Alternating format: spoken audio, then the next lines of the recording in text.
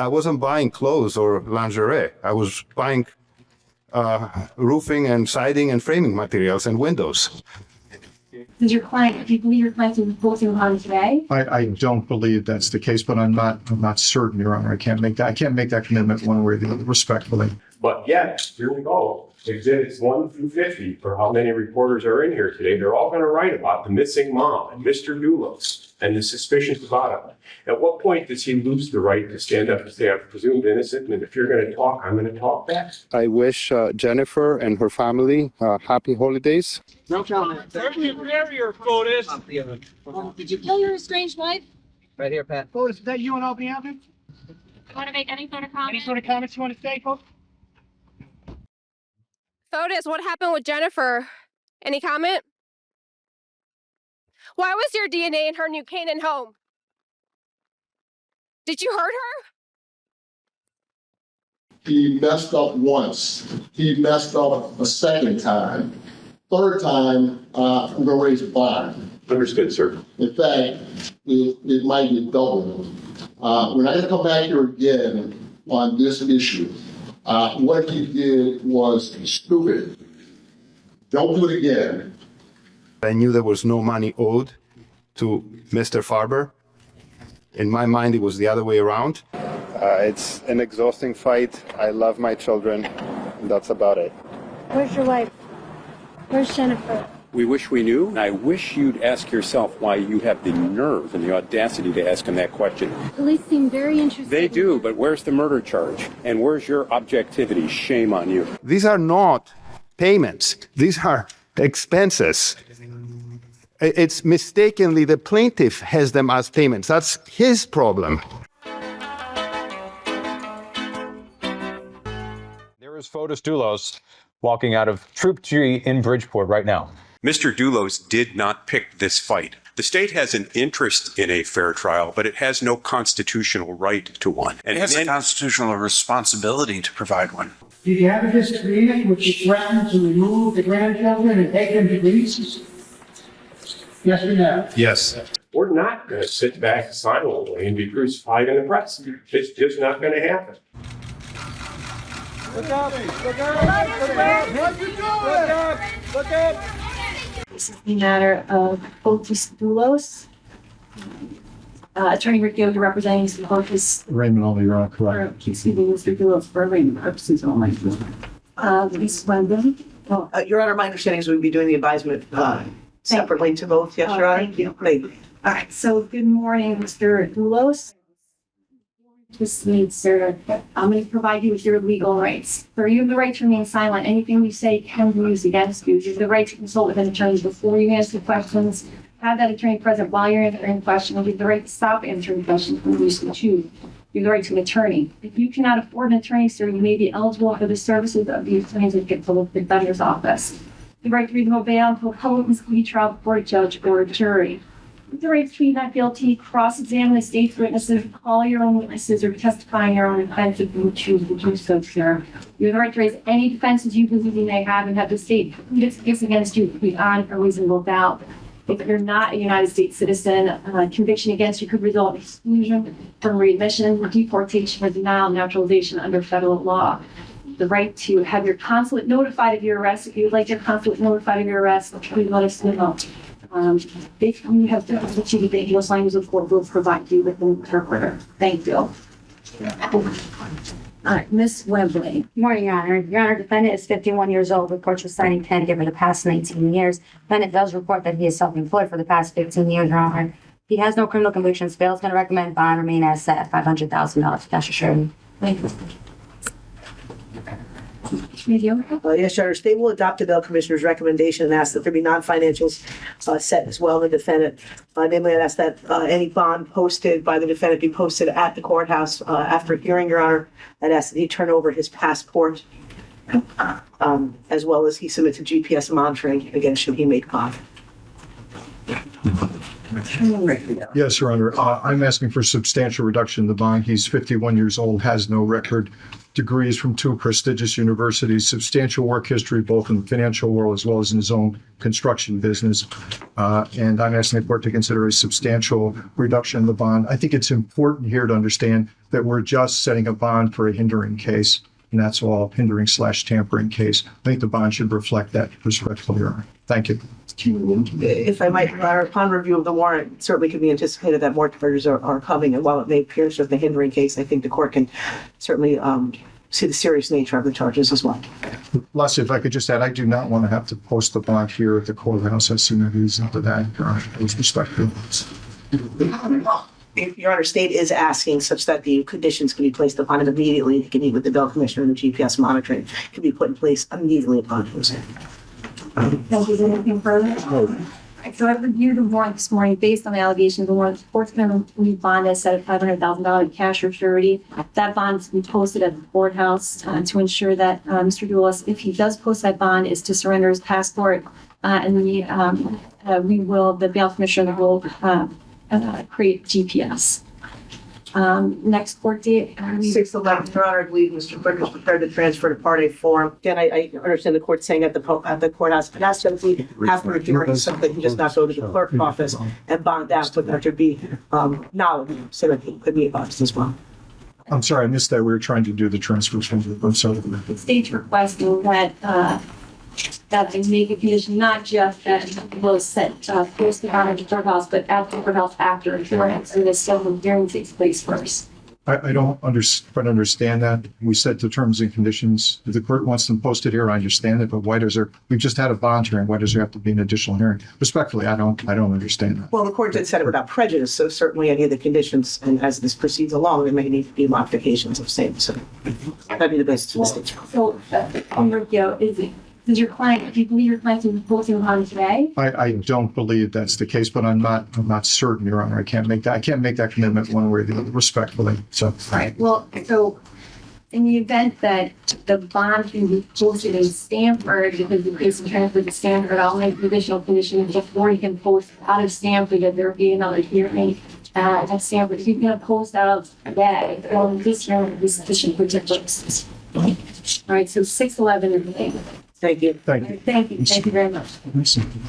Dulos, do you have any idea where your wife is? Where's Jennifer? She's scared of you, Mr. Dulos.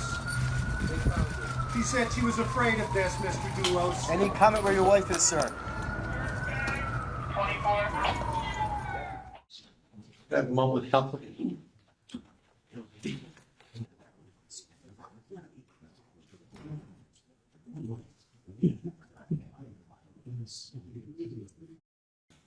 The next matter, Your Honor, is Fotis Dulos, line 1 on the regular docket. Good morning, counsel. Thank you. Please identify yourself for the record. Richard Plan, Lovely State. Norm Pattis on behalf of Mr. Dulos. Kevin Smith on behalf of Mr. Dulos. And Judge, we have Rich Rockland here who's assisting on bond-related issues. And with your permission, Patrick Nugent, a young intern, will stand before the bar and get his feet wet at the law. Good morning, counsel. Good morning, sir. Yes. First time here, Your Honor. My understanding is counsel wants to address the conditions of release set by Judge McLaughlin when he was arraigned. We would like to address bond. Judge, certainly there has been enormous public interest in this case. And as near as I can tell, based on the number of reporters present, comments that we've received since we appeared in this case over the weekend, Mr. Dulos has been tried and convicted in the court of public opinion for a crime that he's not yet been charged with, and candidly, I have doubts can be brought and can withstand a probable cause inquiry. Indeed, from my perspective, it's somewhat surprising he's here at all. What we know is that Jennifer went missing sometime in the early morning of the 24th and was reported missing by late day. We've been able to account for Mr. Dulos's whereabouts with independent evidence for almost all of that time, including an early morning meeting at his home with an attorney. He received a call from Greece, which we don't yet have verified phone records, but we know who the person is and have spoken to them. We believe that Mr. Troconis was in and out of the house with him from a period roughly from about 9:30 until about 1 p.m. when he next reliably surfaces in the search warrant at 1:33. So he's up in Farmington for some period of 3 to 4 hours, which on the state's theory, apparently, or the public's theory, would have given time to drive down, commit a vicious crime, dispose of the body, get rid of a car, and drive back up to Farmington. It's possible, I suppose, as a matter of mathematics, but as a matter of experience, it's a ludicrous suggestion. What we believe and what we are troubled by is the fact that in the warrant for this arrest, and this is certainly one of the factors that you can and should consider in adjusting bond, is the strength of the state's case. Search the warrant, and what you'll learn is the state can make accounts for my client's whereabouts after 1:33 that afternoon, but although it has the electronic means to do so, it refuses to produce any evidence about where he was previously. We're going to be seeking through the FBI cell site records that will show that his devices were used from his home that morning. There's no evidence that he was at the home that we are aware of. And if there's no evidence that he was at the home, it's hard for me to understand where we get the scienter or the guilty knowledge that would serve as a necessary element of hindering prosecution or tampering with physical evidence. I'm aware of press reports that there are videos showing him stopping a car 30 times on Albany Avenue, and some of the wilder speculation has had him toss 30 bags, and this has fueled public speculation that there's a dismembered body, perhaps in a dump. Officers have spent the better part of a week in a dump with dogs and have found precisely nothing, as near as I can tell. We don't know where Jennifer is. We don't think the state knows where Jennifer is. We think that this bond and these arrests were an attempt to pit the two of them, Mr. Troconis and Mr. Dulos, against one another in a classic prisoner's dilemma that was designed to give the first person to speak a get-out-of-jail-free card on charges that are flimsy at the outset for information about the body. Almost a week after Michelle first went to the police, there still is no body, and there still is no confirmation that Jennifer is in fact dead. There is a contested family matter, and what was learned in that Mr. Dulos would have had no motive. The custody battle was turning in his way. The court had made adverse findings about his soon-to-be ex-wife. The court, and among those findings were conclusions about her stability and her mental health that we will not put on the record at this time, but simply say that we are aware of those. And it is an open question in our mind where she is. But perhaps the most troubling thing of all is we believe the state has illegally seized and illegally possesses evidence that is necessary to the defense. Mr. Fotis appeared in a local police department in New Canaan on the 25th, and an officer asked for his telephone. He was accompanied by counsel at that point, a lawyer named Yakov, I'm not sure I'm going to pronounce it correctly, Petranker. When the officer took the phone and Petranker asked why he wanted it, the officer wouldn't say. And we've got an affidavit from Petranker that when he asked for the phone back, the officer refused and said, "You're not going to get it back." That's not a seizure, that's a theft. And we want the phone back. So from our perspective, there are real and substantial questions about the strength of the state's case. Obviously, there's enormous public interest in the case. My client is an established businessman. The press has combed through his financial affairs to report that he's got some difficulties financially. He's in real estate. That happens. The markets come and go. We can make a modest bond. What we were asking for the court to reduce that bond on the theory that he is not a flight risk. As your officer, I will take possession of any and all passports and not direct them, return them to anyone without your express permission. If necessary, I'll deposit them in the court clerk's office for you. But we're asking for a bond of $100,000. He is not a flight risk. There is no evidence that he is. Although there is enormous speculation, and you don't have to look any further than this courtroom right now. I mean, I suspect if you did a straw poll of these journalists had it, and I'm walking into court, where's the body? Where's the body? There is no body that we're aware of, and I'm sick and tired of hearing about it. My client is entitled to the presumption of innocence. We want to cash that commitment that our republic affords people in today, and we want him with us to prepare a defense, because in part, We have got 2 or 3 hours of time where we think the digital record will confirm us. We don't have access to Michelle right now. Her lawyer won't speak to me about what she said to Mr. Colangelo. I doubt Mr. Colangelo will share what she said to them under the law enforcement privilege. So how long is my client going to sit in a jail cell, unable to assist in his defense on the basis of speculation fanned in large part by hysteria? We want him at our side as we prepare a defense. As yet, there is no charge of murder. I doubt there can be one based on the evidence that I'm aware of. There may never be one. We're asking for a bond of $100,000. Counsel highlighted a lot of the warrant for his client here. The one paragraph he didn't hit on, and I wonder why, is that, we found Jennifer's blood on the items that the defendant was depositing in those cans, confirmed by DNA by the state lab. I'm actually glad counsel brought up the bond today, Your Honor, because I was going to ask that you increase the bond based on new information. And as you know, this is a fluid investigation. The state police and New Canaan police are working on this 24/7, and they have been since the day that Jennifer disappeared. A new bit of information that I received, Your Honor, that I would ask you to increase the defendant's bond is that we are able to, the lab was able to confirm that the defendant's DNA was found in a mixture on the faucet inside of Jennifer's kitchen, in the house where she went missing from. So mixture, defendant's DNA, victim's blood on the faucet in her kitchen. He was present at the home with his children for dinner days earlier. It's hardly surprising that there'd be trace DNA. I want to throw counsel, you've been through. I wasn't, but if you want to speak, I'll stop. Fine, I'd rather address the court and we'll take it that way. So what else would you like? Thank you. The counsel is right, Your Honor. He was there the Wednesday before she went missing in the backyard, never in the kitchen area or not inside the house. We have several witnesses that indicate that he told them that he was never inside the house, that he was actually worried about his DNA possibly being in there because a hair could have fallen off on one of the children. So those are comments that he made to people that we actually interviewed in this investigation. So DNA in the mixture with her blood on in her kitchen. I would ask that you increase the bond to $850,000. Thank you. Judge, here's the difficulty in the case, the impossible difficulty. You're aware of the corpus delicti. You're aware of the corpus delicti rule, and you're aware of statements against penal interest and their limited use in a case of a nobody potential believed and suspected homicide.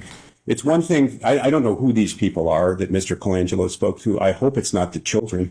I certainly am not going to be able to get access to them. I don't know who he said he was worried about a hair being in the house. These things are not admissible statements. But even if he said it, who is the first suspect anytime a spouse is murdered when there's a contested custody going on? The police always look at the spouse. So that's where it would begin, and anybody who wouldn't worry about it when they were at the home and would obviously have that concern. We think that bond is being used in this case not to secure the safety of the community or to assure the presence of Mr. Dulos at trial, but as an investigative device. And that's the very thing this republic was founded on, and that's why we have a Bill of Rights. The state has overreached in this case, and they can put all the pressure they want on Mr. Dulos. When he enters that not guilty plea in a few moments, it'll be because he is not guilty. I want him at my side to prepare his defense because he's defending himself now apparently not just against the state of Connecticut, but against every reporter with 2 nickels and the time to come into this courthouse and pay for the gas to get here. And that's just wrong. Well, I respect the presumption of innocence. It's also undisputed that the accused of crimes have a constitutional right to bail, and the determination of what constitutes an appropriate pretrial bond is within the sound discretion of the court. Well, the statute, which is 5464A, requires me to look at certain factors when setting both financial and non-financial conditions of release. And I have to consider not only the nature and circumstances of the crime, but what conditions will reasonably assure the defendant's future appearance. We must also ensure that the safety of another person will not be endangered by the defendant's release from custody. The court did set the bond on the warrant at $500,000 with certain non-financial conditions. So the record should show the defendant is not being denied bail, but rather he may be unable to post the bail that the court set. Respectfully, that's not the same thing. The defendant, having been charged with certain crimes, is afforded the opportunity for release pending trial as required under our Constitution. Although counsel argues the amount bail is excessive, it's well established that a reasonable bail is not necessarily an amount that the defendant has within his financial means to raise, but rather it's an amount that is reasonable under all of the circumstances. So while it's true the defendant has no prior record, in light of the serious allegations in the warrant and the safety of Jennifer Dulos, the court is going to deny the state's motion to increase the bond, but I also am going to deny the defense motion to lower that bond. So the bond will remain as said. If there are further charges brought in this case, we'll address the bond at that time, but the court is going to take this in increments, and that is the ruling of the court. On that incremental ruling, Judge, may I be heard? With my understanding, and I wasn't here last time, and I'm sure I'll be corrected if I'm wrong, is that it was to be posted bond at the court only? Am I correct about that? You have to be fitted with a GPS bracelet, not leave the state of Connecticut without permission, surrender his passport to the custody of the clerk of the court. We are prepared to make bond today, and I am asking you to issue the following order. That Kevin Smith and I take possession of a 401k held for Mr. Dulos' benefit from a company called Fidelity, and that we take possession of that as security, that our bondsman has asked us to ask this of the court, and that it not be released except to any person, Mr. Dulos or any person, without an order of the court. The reason for the request is as follows. There is a sum sufficient on its face to serve as security for the bond in the IRA.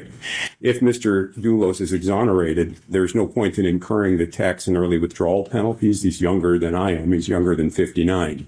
If he absconds, there will be a sum and there will be tax consequences and penalties. And our bondsman is prepared to take the cash we have to tender and that instrument as security for the bond.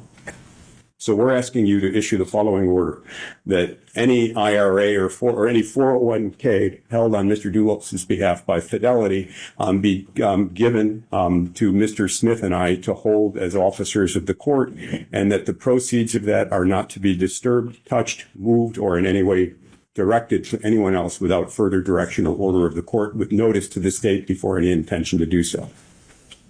I don't know anything about the IRA, Your Honor. I don't know how much is there. Very usually request. The court normally, when it sets bonds, leaves the amount of surety, whether it's real estate, financial, or other promissory notes. I don't normally get into that level of detail that you're asking me to do. I know, but we want to provide the state with assurances, A, that they've got the wrong guy and he's going to be here.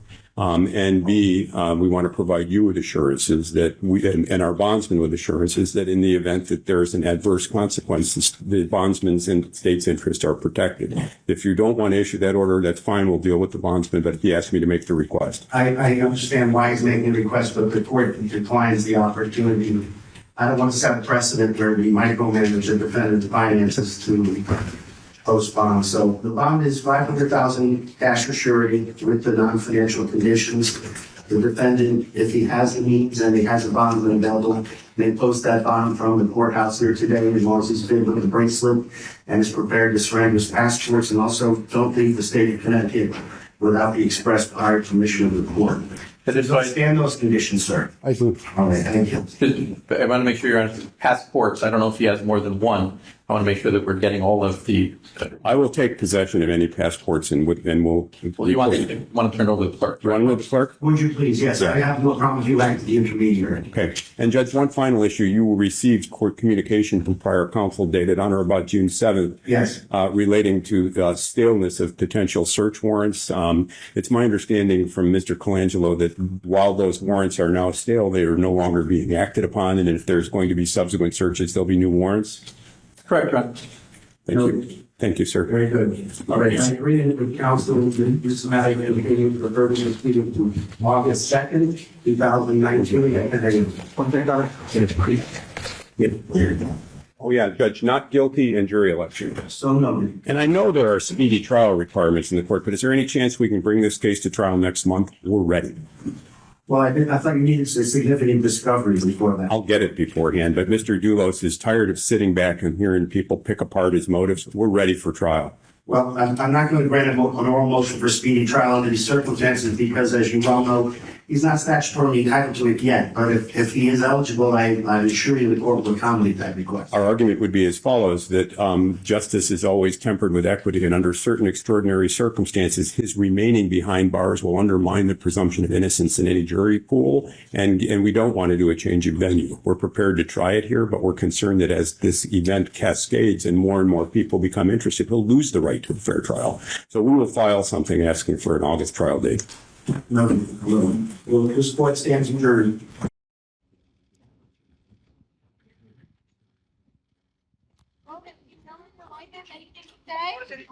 you have anything you want to say to your children? No comment. Barrier, Fotis. Did you kill your estranged wife? Right here, Pat. Fotis, is that you and all the others? Pat. You want to make any sort of comment? Any sort of comments you want to say, folks? Thank you. Fotis, what happened with Jennifer? Any comment? Why was your DNA in her New Canaan home? Did you hurt her? This is the matter of state of Connecticut versus Fotis Dulos. Would counsel please identify themselves for the record? Richard Colangelo for the State Charter with Dan Thomas. Norm Pattis on behalf of Mr. Dulos. And Judge, I have a young intern, Patrick Nugent, who's on his way to law school with me. Hopefully to help me from getting in trouble with you. Good morning, counsel. We're met with counsel in chambers to discuss the sequence in which we're going to address a number of pending motions and scheduling a future court date. Anything before we get to the pending motions? No, I'm the defendant. First is the defense motion to preserve evidence. Actually, there are two motions in regard to certain seized property. State, wish to respond?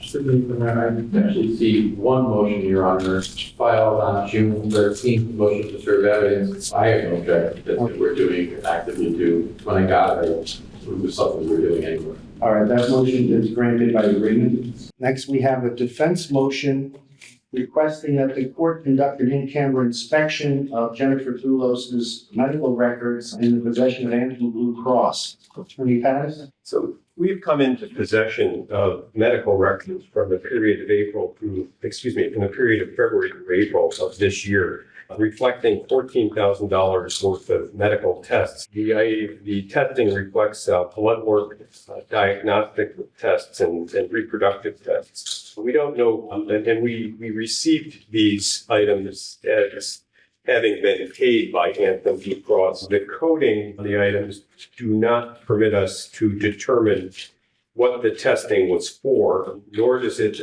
permit us to identify the provider. On information and belief, however, these are for New York providers. And so we are looking for these items to develop information that is consistent with our theory of the case. That is that Ms. Revoke may have been despondent at her about the time she disappeared and may or may not have taken steps to make good on her promise to Mr. Dulos that he would never have a relationship with the children again.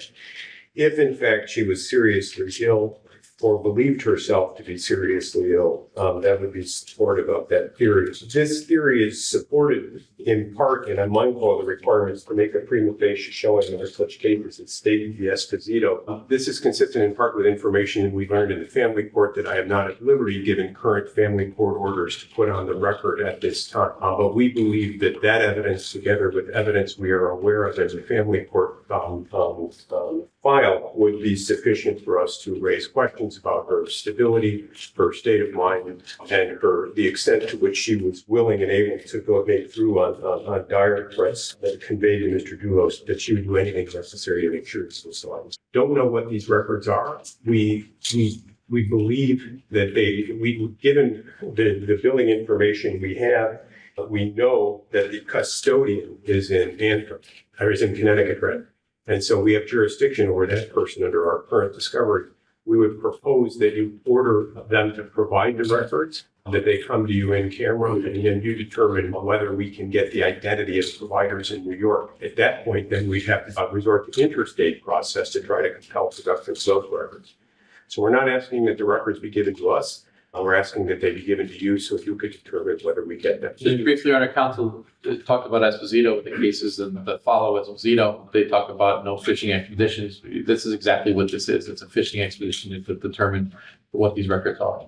There's been no, there has not been, if you're going to use the Esposito standard, there has not been a showing to indicate that this is more than a hunch on the defendant's part to gain actually even the court to have access to look at these records. So I'd ask to deny the defendant's request. More than a hunch, Judge. Most of us go through a lifetime and don't accumulate those sort of medical bills. This is in the 2 months before she's disappeared.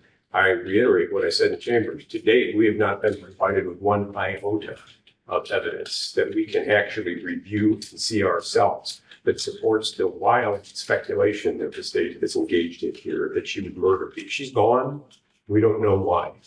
And I think we're entitled to discover information that leads us to those answers, especially given the state's refusal to provide us with any information about what it says in its warrants. There was evidence of a violent struggle in New Canaan. I'm not required to take at face value that warrant. I have a responsibility to test the state's theory of the case. If they give me nothing, I've got to go somewhere to get something. I've made application for material in this court. The state's not responding yet. I'm not going to sit idly by while the state blows hundreds of thousands of dollars in the futile effort to prove that Mr. Dulos is a murderer. He's not. And I am entitled under the Sixth Amendment to develop alternative defense theories, and that's what I'm doing. Doesn't justify a response. Well, Attorney Pattis, I don't think that, given the state of this record, you've sufficiently shown enough of a basis for the court to grant this motion. I think it is speculative at this juncture. I will deny your motion for order without prejudice. You may renew it if you believe you can develop sufficient facts for the court. If in fact the family court study surfaces, Judge, in some form that I can have access to, I'll renew the motion at that time. We have a motion for return of seized property. We have an agreement on that, Judge. There were two, Your Honor. One's That's the one I referenced to. I misspoke. Yes. there's one filed on June 13th and the other filed on August 5th. I don't know which you want to address. I mean, basically the June 13th covers a Ford Raptor, a Chevy Suburban, Cherokee, a server, a MacBook, other computers, 2 iPhones, a hard drive, 2 external drives, and personal papers. I had spoken to counsel and he indicated that he would like some of the vehicles returned, and I'm willing to, if he's willing to stipulate secondary evidence with regard to 2 of the vehicles, we could probably make that happen. As to everything else, I don't know if it's pushing that or not, but the state would object to anything else being returned. And which 2 vehicles, please? That would be the Chevy Suburban that was in Mr. Dulos' care and the Jeep Cherokee. Those 2 vehicles are. We would stipulate the secondary evidence as to the Cherokee and the Suburban. We understand that the state continues to attempt to develop evidence from the Raptor and make no claim as to that. As to the electronic items, I'm at a loss. I've been provided with no discovery about the electronic items. Zilch. And so the state sat on them now for 10 weeks or however long this case has lingered and is telling me my client can't have his effects back because we're not done with them, but we can't tell you what we're doing with them, and we're not going to share with you what we've done. I mean, at some point, it begins to feel a little bit Star Chamber-like and inquisitorial. We have a Fourth Amendment that talks about reasonable searches and seizures. I understand the law enforcement and investigative privilege, but the fact of the matter is, the Fourth Amendment uses the word reasonable for a reason, and that is the state doesn't get to do whatever it likes for as long as it likes and say, yeah, you Lukey, you don't get anything. We're privileged. We're the state of Connecticut. This is Fotis Dulos. He's got constitutional rights that we want vindicated in this case. Counsel, I assure you, I'm here to protect the constitutional rights of all interested parties. What's the state's position with? Judge, if I may, we did discuss these motions in chambers and kind of the backslap I just received from Attorney Pattis. In chambers, it was my understanding that he wasn't going to address any of these issues. So I don't know if this kind of dovetails into my motion to gag, and we'll deal with that. But these type of comments that are made constantly extrajudicially, we did discuss these. He indicated that he understood that it was an ongoing investigation and he wasn't going to push them. But now here in court, he is. So I will just reiterate, I will reiterate that, it is an ongoing investigation. I did let him know that I haven't received an extraction from Mr. Dulos' phone. As soon as I do, I was going to be providing him that. In a conversation I had with him, I told him that I was going to be efforting to get that because he wanted it. And I understand I don't have it yet, so I don't have it to give. So I'm trying to get that for him. So here we are. So as far as the electronics, as far as the Raptor, we are continuing to go through, and some of them have evidence on them that haven't been disclosed yet. And it's part of an ongoing investigation. So we don't have to turn those over or return them. I hadn't expected to address the electronic devices. I thought we had an agreement on the cars. The state did, I respond. I don't know just what to make of the case. I mean, I see a warrant that talks about placement via electronic devices at 136 in Farmington. I believe those devices put him in his home all morning long, and I wonder why the warrant's silent on that and why I don't have any. Can we just get a date where we can at least address these issues? My client has been maligned worldwide and accused of murder with charges that hadn't followed. At what point do we get his material back so that we can begin to evaluate what the state's doing? Council wants to file a motion, we'll address it when he files. Well, I'm going to accept stipulation for secondary evidence as to the defendant's Chevrolet Suburban and Jeep Cherokee, so those may be returned once sufficient photographic or video evidence has been memorialized. The other property will have to wait a future court date and further discovery. We also have the defense motion to modify conditions of release, particularly with respect to the GPS bracelet that Mr. Dulos is wearing. Attorney Pattis? My understanding from the discussion in chambers is that the court was going to deny that motion, so rather than address it, the court's reviewing. Attorney Blanchard? Judge, there also was a. Well, before we get off that, the reason the court is going to deny it, I'm in receipt of a report which I've shared with counsel that indicates that your request to put it on the wrist is not practical or feasible, because unless there's a true medical emergency, regardless of how tight they're able to fit the device on the defendant's wrist, there's a very high probability that someone is able to remove such a device undetected versus the ankle. So if it is causing irritation to your client's ankle, the court's happy to allow it to be switched to the other ankle, but the motion to have the device located on the defendant's wrist is denied. There's also a pending. Judge, just 1 second on that, on conditions of release. Counsel also did file on June 24th a motion to clarify his conditions of release with regard to him having contact with the co-defendant, Michelle Chaconis. There was never a ruling in this matter against Mr. Dulos with regard to that motion. I don't know if what counsel wants to do with that motion. It is. Sure, we didn't discuss it, but I am prepared. In the course of a property transfer, a representative of Mr. Dulos was approached by Mr. Konis, who reported that she both loved him, didn't believe he was involved, and was sorry that this had occurred. The charges against him had been lodged, and she believed him to be innocent. We took that as an invitation to say hello, and we'd like to say hello. We'd like to discuss with her what she has discussed with the state. And to date, whether we've been told that she's provided a statement that is largely exculpatory as to the result and potential as to Mr. Dulos. We don't have that either. And so if we know she's cooperated, we know she's spoken to the state on more and more occasions, but we've been given no discovery about that. We believe some of it's exculpatory. I have made contact with Mr. Bowman myself in an effort to discuss things with her, and he has made clear that they do not want us to have contact with her, so stop. We did that in writing as well. Yeah, so I mean, as far as I'm concerned, I don't know that a court order is necessary. We have I have information that I'm going to be providing to Mr. Bowman today, that's accumulated in Fotis' home for Mr. Konis. I'll pass that along.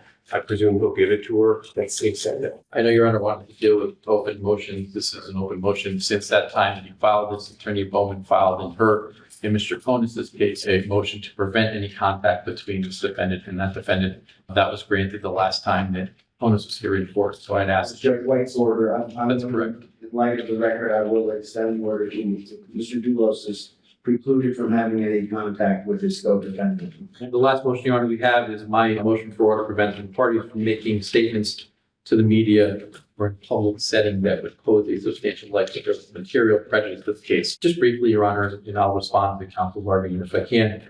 But the practice book and the rules of professional responsibility are pretty clear. Any statements that are extrajudicial that could or would pose a likelihood of materially prejudicing or the adjudicated proceeding are or should be made. I mean, that is our responsibility as attorneys. If counsel brings up subsection B of 3.6, which I talked about A in my motion, and he can make certain statements, and that is true, but it's the state's contention that his statements are out of bounds, and I would ask that you enter the order.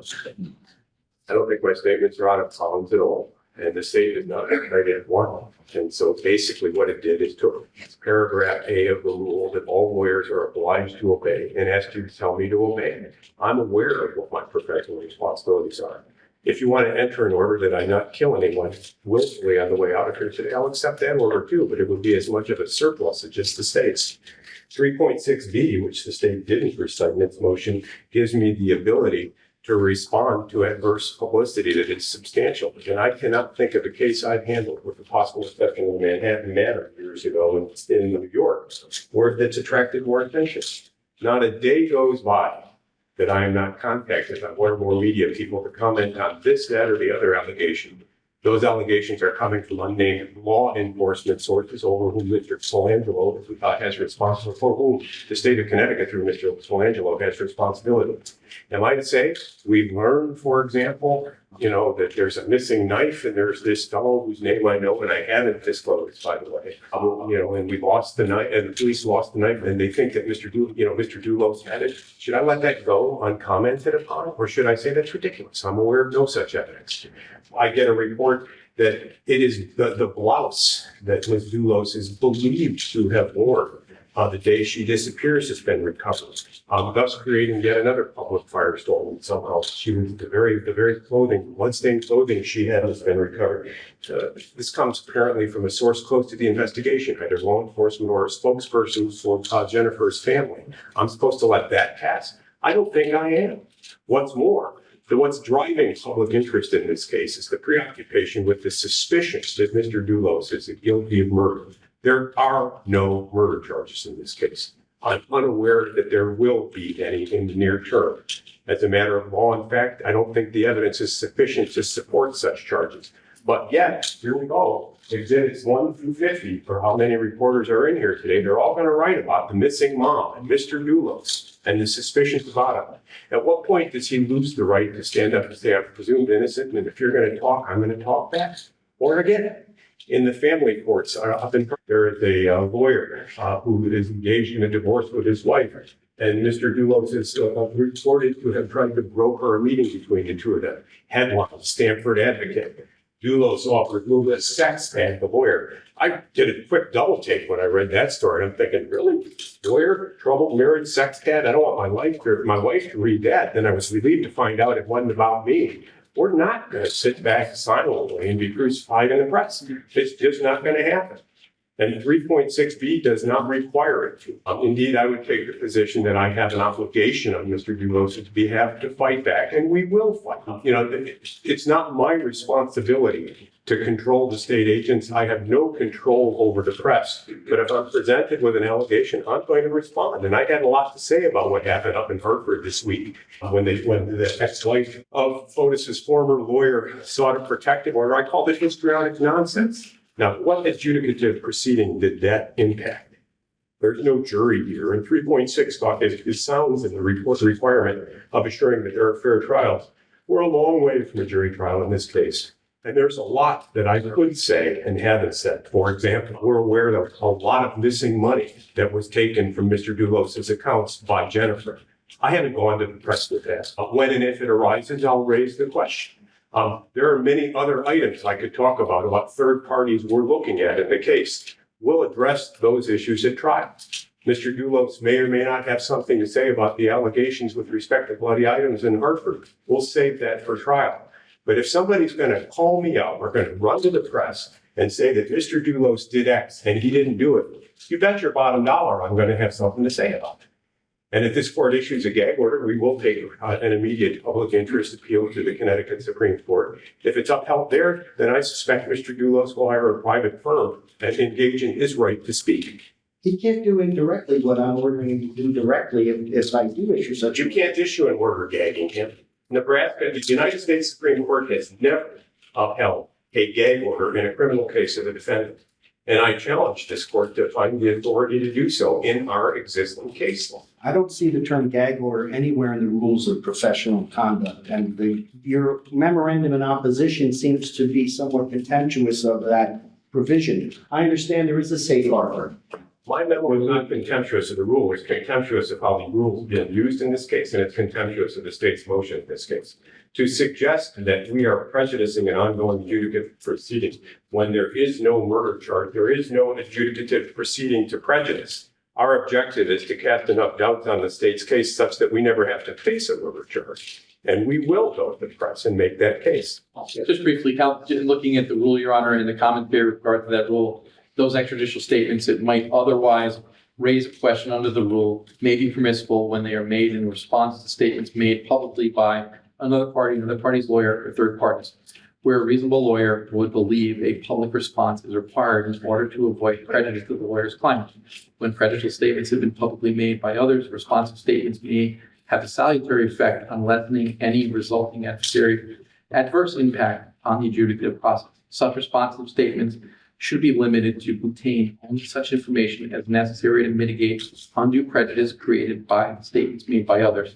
So counsel talks about, and Your Honor, we were able to find the State versus Grant, an opinion by Judge Fasano in that matter in New Haven for the homicide there appendix, when the court in that case indicated that an article featuring defense attorney's assessment, analysis, and characterization of the state's case against his client were inappropriate. And just to point out a couple of counsel's comments, Your Honor, so that we have context of where my motion is coming from. You know, his comment on the evidence, what he sees or doesn't see. I mean, those are statements that are made only to prejudice the jury. I mean, that those don't go to, you know, saving and protecting his client. But the comment on defenses, you know, the gone girl defense. I mean, that is prejudice to the jury. And lastly, comments on other defense. You know, there's been comments by the counsel about a lie detector test taken by a co-defendant. It never happened. So not only you're, you know, spreading information out there that's not true, but it has a prejudicial effect. Those are the statements that I'm asking Your Honor to prevent. I get that counsel has an obligation to his client. I get that the rule allows him to make comments. I just want to make sure that he's staying within the bounds. Thank you. Reading the rules is not an analysis of the rule. I'm relieved to learn that Mr. Colangelo loved to read, but I never doubted that he could. What I doubt is his ability to analyze. The warrant that has been made a matter of public record talks about Mr. Dulos clearly being evident disposing of items in Hartford. And the press has seemed to say that he stopped 30 or 40 times, and there were been reports that he must have disposed 30 or 40 bags of body parts or items associated with her. That's just not true. What I've been provided with is a photograph or a digital material that may or may not be him, a truck that may or may not be his, and it's not altogether clear. The digital thing is focused right on his license plate. They can't even make the license plate number on it. But yet, if you look at the urban legend as reported in the press, he stopped 30 times to dispose of body parts or items. It's just not true. And I'm not going to permit that to become solidified in the public mind. As to the Gone Girl references, I've not shared with the public the 551-page novel that she wrote. But Joan Gillian, the author of Gone Girl, says she's sickened by what I have to say. And I'm going to sit back and let a popular author do that to me and or my client? No, my response was, be gone, girl. She knows less about the case than anybody who's commented on it. And I'm sure she wasn't bitching and moaning when her royalties went up for selling more books. As to the prejudice on potential jurors, there are no jurors here, or not even close. But that's the court's ultimate goal here. I understand this matter is going to go to trial, but I want to ensure that both the state and the accused have a fair jury. And that's what voir dire is for, and that's why we do it on an individual sequestered basis.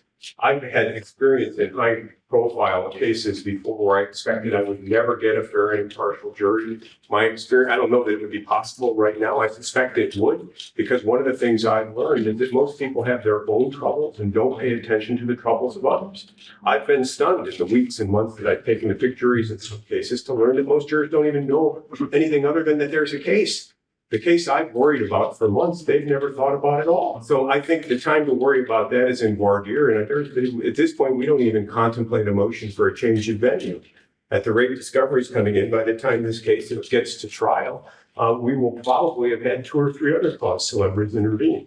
So I don't think I've not introduced items into the public domain that have not been brought to me by others, by third parties. And some of those are law enforcement officers who've already spoken to other press people, and I'm being asked to comment on those things. It would be fundamentally unfair for this court to tie my hands. I am well aware of 3.6A. I am well aware of 3.6B, and I daily gamble with my law license. If this... No one wants you gambling with your law. I will. And if Mr. Colangelo believes I've violated the rules of professional conduct, he knows what the remedy is. I don't believe this court needs to issue an order, and I'm asking this court not to issue an order. This argument places me on notice of the state's concerns, that you're aware of mine on behalf of Mr. Dulos. I'm going to continue to make difficult judgment calls, perhaps at my peril. Well, the defense motion for an order should not be interpreted as a motion for sanctions on anything that's happened at this point. He's asking for an order that binds both sides.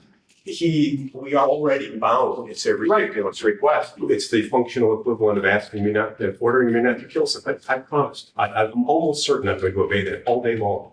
Well, you are aware, counsel, of the United States Supreme Court case of Gentile versus State Bar of Nevada, which decided in 1991, and they talk about these orders governing extrajudicial statements, and they say that the limitations are aimed at two principal evils. One, comments that are likely to influence the actual outcome of the trial, and two, comments that are likely to prejudice the jury can hear, even if an untainted panel can ultimately be found. Few, if any, interests under our Constitution are more fundamental than the right to a fair trial than impartial juries, and an outcome affected by extrajudicial statements would violate that right. And again, I'm quoting from an order issued by United States District Judge Amy Burton Jackson, November 2017, in the case in the United States District Court for the District of Columbia, United States of America versus Paul Manafort and Richard Gates. As we all know, he was President Trump's former campaign manager, and Judge Jackson in that case issued an order saying, in order to safeguard the defendant's right to a fair trial and to ensure that the court has the ability to seat a jury that has not been tainted by pretrial publicity, all interested participants in the matter, including the parties, any potential witnesses, and counsel for the parties and witnesses, are hereby ordered to refrain from making statements to the media or in public settings that pose a substantial likelihood of material prejudice to this case. And that language does track our rule of professional conduct 3.6a, and there's actually a local federal rule that Judge Jackson mentions in her order. So, but here's the problem. I don't think this is controversial. It is, because what a substantial prejudicial risk is a judgment call. Yes. And it's a judgment call that I believe I have the professional right and responsibility to continue to make, whatever this court says. If I walk out of this courtroom this afternoon and one of these young people, or not so young people, depending on who they are, ask me a question pertaining to some item that they've heard about from another person, I'm not going to say, I can't comment on that if it's adverse to my client's interest or substantially if I'm prejudiced. Just not going to do it. And I don't think the rules require me to do it. And if the court issues an order, it would probably extend to law enforcement, because your argument is that there have been leaks of investigative material that are not publicly filed in this court. Is that your point? also extends to this family spokesman for Jennifer Duke. I mean, look, you don't want to become involved in a rolling set of evidentiary hearings about who said what to whom. But I can guarantee you that by the end of the day, there will be hundreds of news stories throughout the United States and or the world about this case, and some of them will contain recaps of items that have come from third parties, some from the arrest warrant, some from the Dulos family, some from law enforcement, and I'm going to respond to each one of them if I think that, in my judgment, they substantially impact my client's reputation. And I'm not trying to pitch the jury here. There's not a jury already picked. The concerns in the United States Supreme Court were twofold: prospective jurors and actual jurors. If this were a case in which there were actual jurors set, I would join this state in asking for an absolute gag order on everything, because at this point, the record that we have to establish is set, and we can't talk to jurors again to find out whether they've been impacted. But in a case that's in its incipient phases, and when there's a case that is being investigated, talked about, publicly speculated about, that hasn't even been brought yet, which is the murder case, I can't be prospectively bound from commenting on something that hasn't occurred yet. My objective on Mr. Dulos is to make sure he's never charged with murder, because I think there are substantial reasons to doubt that he can be. And to bar me from making those commentaries is to substantially prejudice him. Counsel, I don't know if any order this court would issue would bar you in light of 3.6b, but I don't think that the court's issuing an order that basically incorporates the rules of professional conduct. It's a non-entity. It's a non-order. Yeah, I mean, again, order me not to attempt to fly to the dark side of the moon, and I promise you I'll obey that order. I'm not obliged not to try, but order me not to kill someone today, I'm going to obey him. You don't have to issue that order. But counsel, going back to the U.S. versus Manafort order that I just referenced from November 2017, what was the practical purpose, in your opinion, of Judge Jackson issuing the order in that case, which also had a very high degree of public interest? First, that's a district court ruling that has not been reviewed by any appellate court, and it's mere dicta as far as this court, it's mere persuasive authority as far as this court is concerned. It's not been reviewed by the United States Supreme Court, and the Nebraska case that I cited suggests that that this flies in the face of the Nebraska decision. Were I Mr. Manafort's lawyer, I would have sought an immediate appeal of that ruling. Second, the federal courts operate at something like the speed of light by contrast to the Connecticut case. I believe Mr. Manafort's already been tried in that case, and trial was just around the corner. Given the imminence of jury selection, the court may have had concerns I might have shared if I knew more about that case if close jury selection was. Unlike the Manafort case, this is a case where the tail is wagging the dog. The state has brought speculative and flimsy charges against Mr. Dulos at this point as a prelude to the main event, which we hope never to get to, the murder charge. So for all sorts of reasons, I don't believe that decision is controlling on this court, both as a matter of law and as a matter of the underlying facts. I understand it's not controlling, it is persuasive authority, but it seems to me you have a fundamental philosophical disagreement with the issuing of such orders in the first place. Is that fair? No. I mean, what I have a fundamental disagreement with is ordering me to do something I'm already obliged to do. The state's motion was one paragraph, the first paragraph of a 3 or 4 paragraph rule of professional conduct. He says, I'm asking this, it's sort of like him asking you that I not commingle client, for an order that I not commingle client funds. I already have that obligation. And so you're going to issue an order that basically says, follow the rule. I will. I'll go out, I'll say whatever I will. If he believes I've broken the rules, what's he going to do? Ask him to be held in contempt or file or seek sanctions against my license? He already has the one. To have the court endorse silence in this case, and especially in this case, I think would be a miscarriage of justice. He already has a remedy if he thinks I've broken it. And for me to expect the state to be able to police the police in this case is a bridge too far. There are already law enforcement officers that are speaking to members of the press and or possibly to me that shouldn't be doing it, and they know they shouldn't be doing it. Are they going to be held in contempt if they break the order? I alone will be subject to contempt if I comment on somebody who breaks the order. And I just don't think that's fair to Mr. Dulos. It should not be good enough for this court. 3.66B stands as an independent obligation. I'm aware of it. I'm unaware of having broken it. Of course, not insinuating. I have not made any finding that you've broken the rule. This is a prospective order. In which case, with absent of showing that I've broken it or even that there's probable cause to suspect I have, why the waste of judicial resources? You don't need the order. I'm already obliged. I understand the obligation. Nothing else on that, Your Honor. I do have one other issue. I'll take that paper then and I'll issue a decision shortly on that motion. The last issue is Will you consider supplemental briefing? You've raised a couple of decisions. I mean, the state didn't rely on a case, and I'm responding to it. Give me a week. 1 week. The state wish time to reply or wish to file a brief or? yes, if you file something, I'd like time to reply if need be. Thank you. So 1 week from today, and first, there's a Zoom calendar up here on this bench. That'll be August 16th. File your brief by the close of the court business on August 16th. Can I have to the 19th, Judge, so I've got the weekend, you know how it is. So by the close of business Monday, August, state to file a reply or its first brief by the following week. Is that sufficient time? I thought 10 or 15 days after his. Thank you. Madam Clerk. August 26th, the following week, 2 weeks would be September 3rd is the Tuesday after Labor Day. So do the 3rd, Your Honor. Thank you. Well, Labor Day is 9/3. No, not Labor Day, it's 2. 9/2. All right, so ordered. And then we will take it up again. We do have to set another court date, but also. Just lastly, if I may, Your Honor, I know that I wanted to address the defendant attempting to contact Mrs. Farber or his children through third parties. I know that Your Honor indicated as a condition of his release that he not have contact with his children. There was been some concern from Mrs. Farber that he is attempting to have contact with the children through third parties. And I would just ask that you order that he not do that. Well, I don't know what Ms. Farber has to say, but I know what the truth is. And that is that Mr. Dulos' sister, nieces, and relatives from Greece have made repeatedly attempts to contact her with electronic, by telephone, and other means in an effort to maintain those familial ties with the children.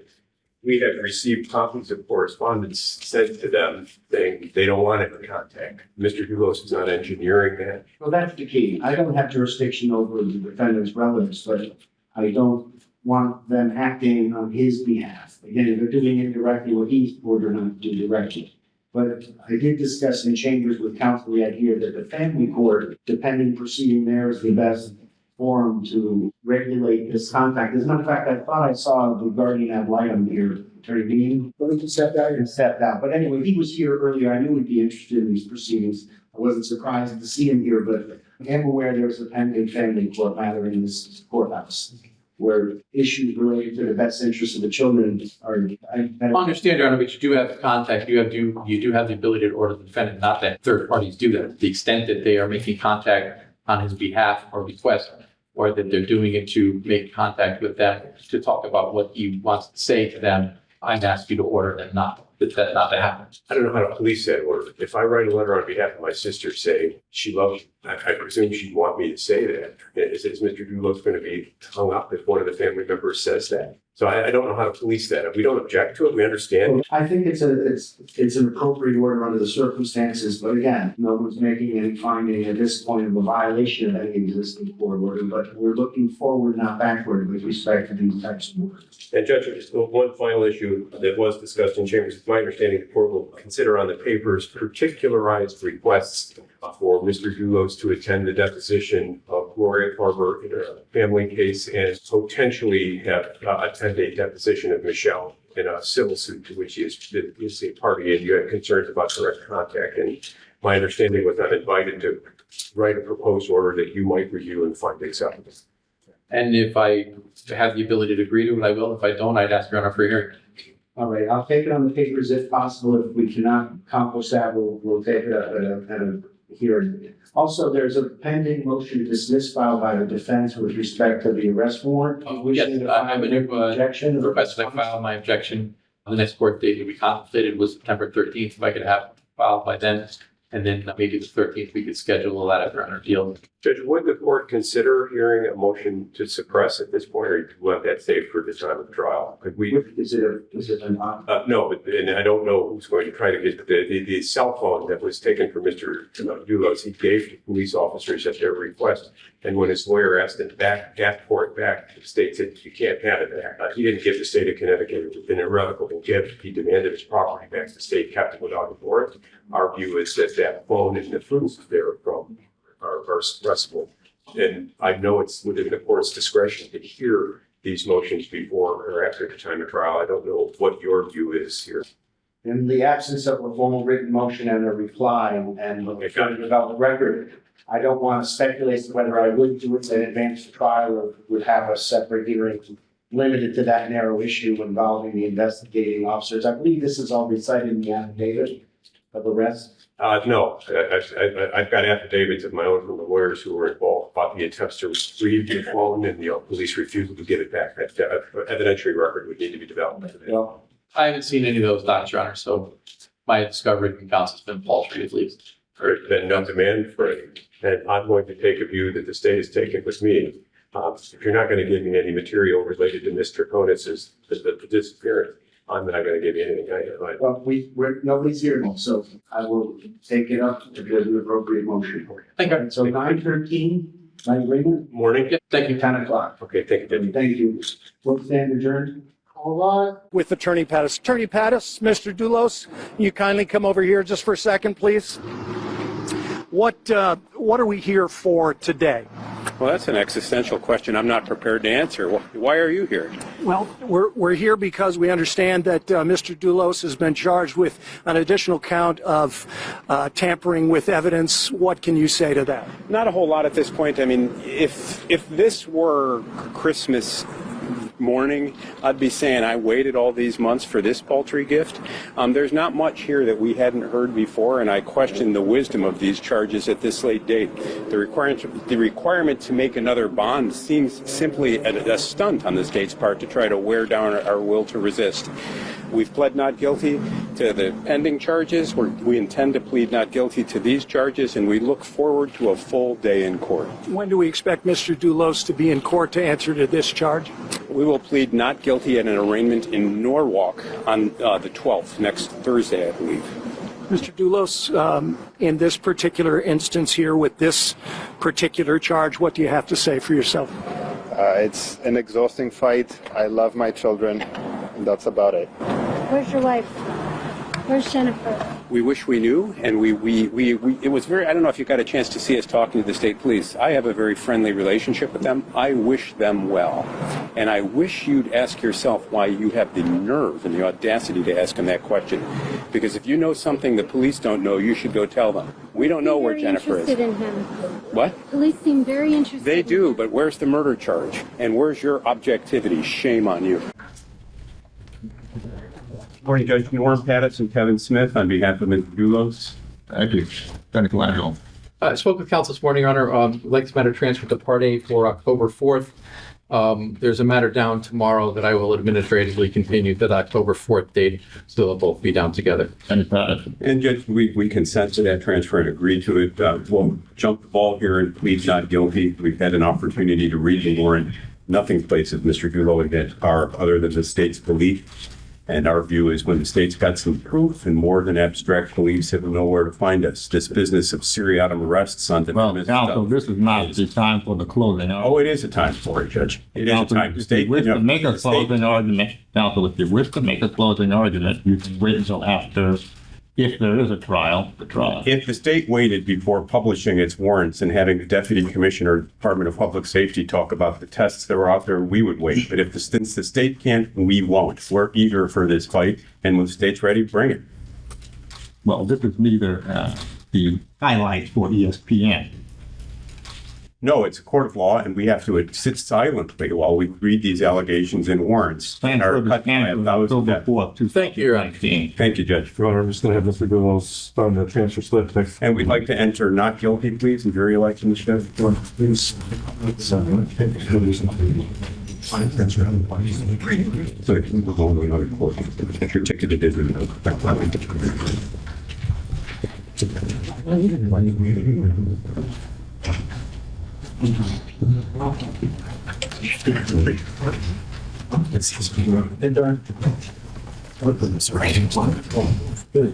you, Your Honor. Good afternoon. This is the matter of the state of Connecticut versus Fotis Dulos. Would counsel please identify themselves for the record? Richard Colangelo with Dan Company for the state. Norm Pattis on behalf of Mr. Dulos. And Judge, Attorney Colangelo pointed out that I've yet to file an appearance in the docket ending 343. I'll take care of that today. I apologize. That's an oversight. Very good. Well, the court ordered this hearing today sua sponte to address issues regarding the defendant's compliance with the court-ordered conditions of his release. Because besides the financial conditions on your bond, sir, you're obligated to comply with the non-financial conditions. And the first and foremost of those is the GPS monitoring of you through the form of your ankle bracelet.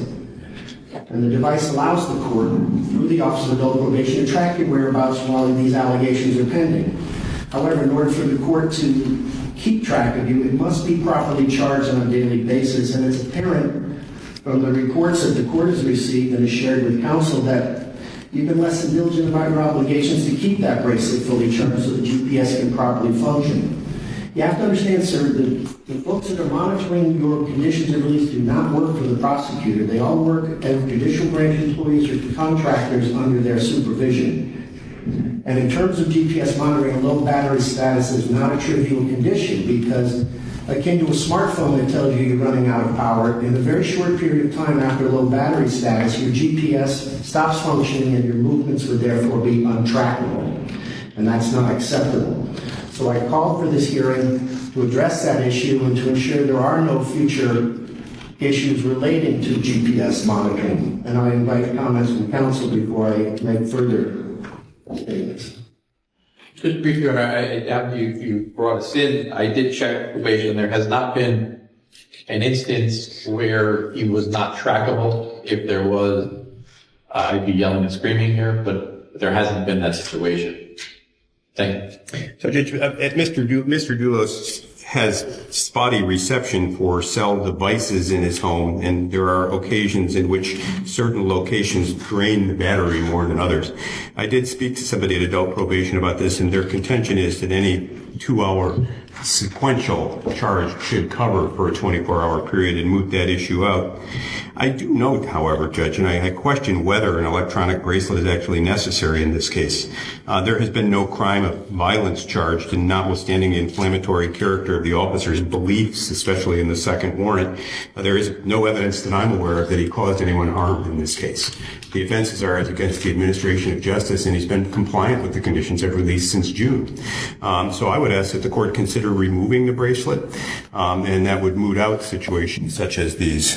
He's posted $1 million in bond with security in the form of certain real estate obligations that he has and a significant cash outlay. I can tell you that he certainly understands the need to comply with court orders and has not been flouting them. So I wonder whether you consider removing the bracelet. These charges arose in a climate approaching mass hysteria. Even today, the courtroom is filled. There's no need for the bracelet. He's presumed innocent. These are crimes against the administration of justice. And notwithstanding the state's deep and apparently abiding suspicions that he was involved in a crime of violence, I've not yet been given a scrap of paper that permits me to evaluate that claim. What I've read in the second warrant is akin to what officers believe. They believe he was in a car. They believe he lay in wait. They believe he did this. They believe he did that. When they can show some quantum of proof that even satisfies probable cause, then and only then might an electronic monitoring device be warranted. At this point, it just compounds the impression that Mr. Dulos remains a menace to society.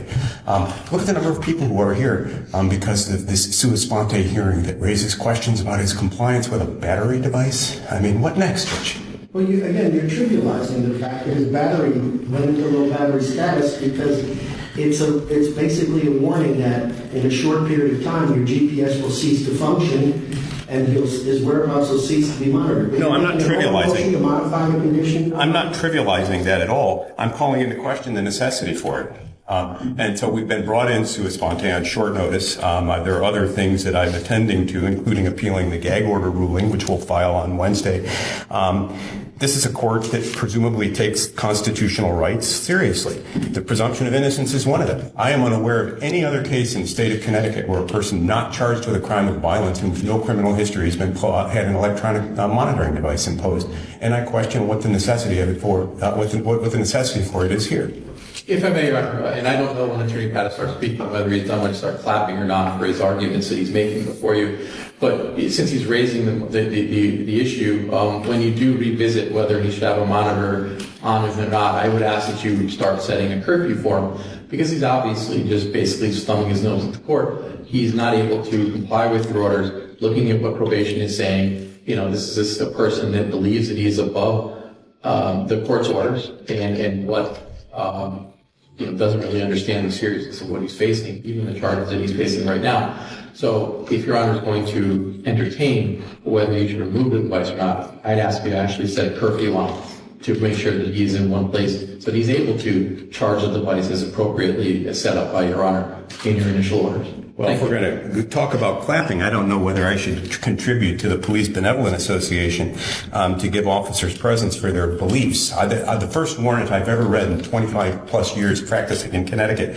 where police officers' beliefs were passed off as facts sufficient to justify an arrest was the warrant that was issued in the file ending 343. So we do take these charges deadly seriously, and we are prepared to litigate them when and if we get a piece of paper that suggests that Mr. Dulos, one piece. I mean, the warrants are replete with indications about electronic monitoring, forensic testing, violence at the home, this, that, and the other thing. I'm tired of reading about these warrants in the newspaper and then being told by the court that I can't comment on them.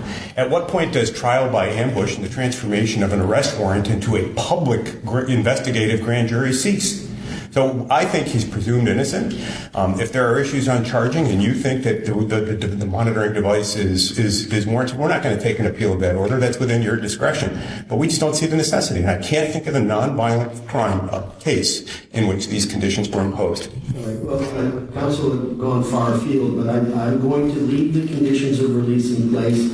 I understand that the defendant actually made an office visit to probation and conducted a supervised 2-hour charging of his GPS device. So he knows how it works. He knows what's required to keep it within the battery life that'll allow us to monitor where he is, I'm not going to modify the protective order. I issued the order prohibiting both counsel and law enforcement and potential witnesses from commenting on the case.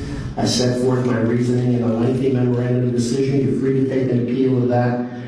But sir, until these charges are litigated, you have to understand you must comply with your GPS monitoring. That includes keeping that bracelet fully charged, or at least not in a low battery status where it's in danger of losing the ability to track you. Because as you know, there's two doors out of this courtroom. There's that door and there's the door out back with your counsel. I don't want to send you through that door while these allegations are pending. So please understand the importance of complying with the GPS monitoring.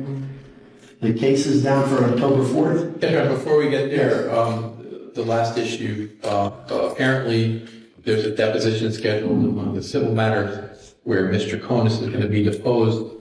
There's Attorney Pattis brought up whether his client, you have no contact order. So his client indicated his client wanted to attend that deposition.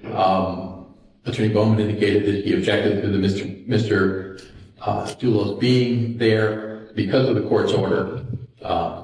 There's been correspondence between the civil attorneys whether or not they could set up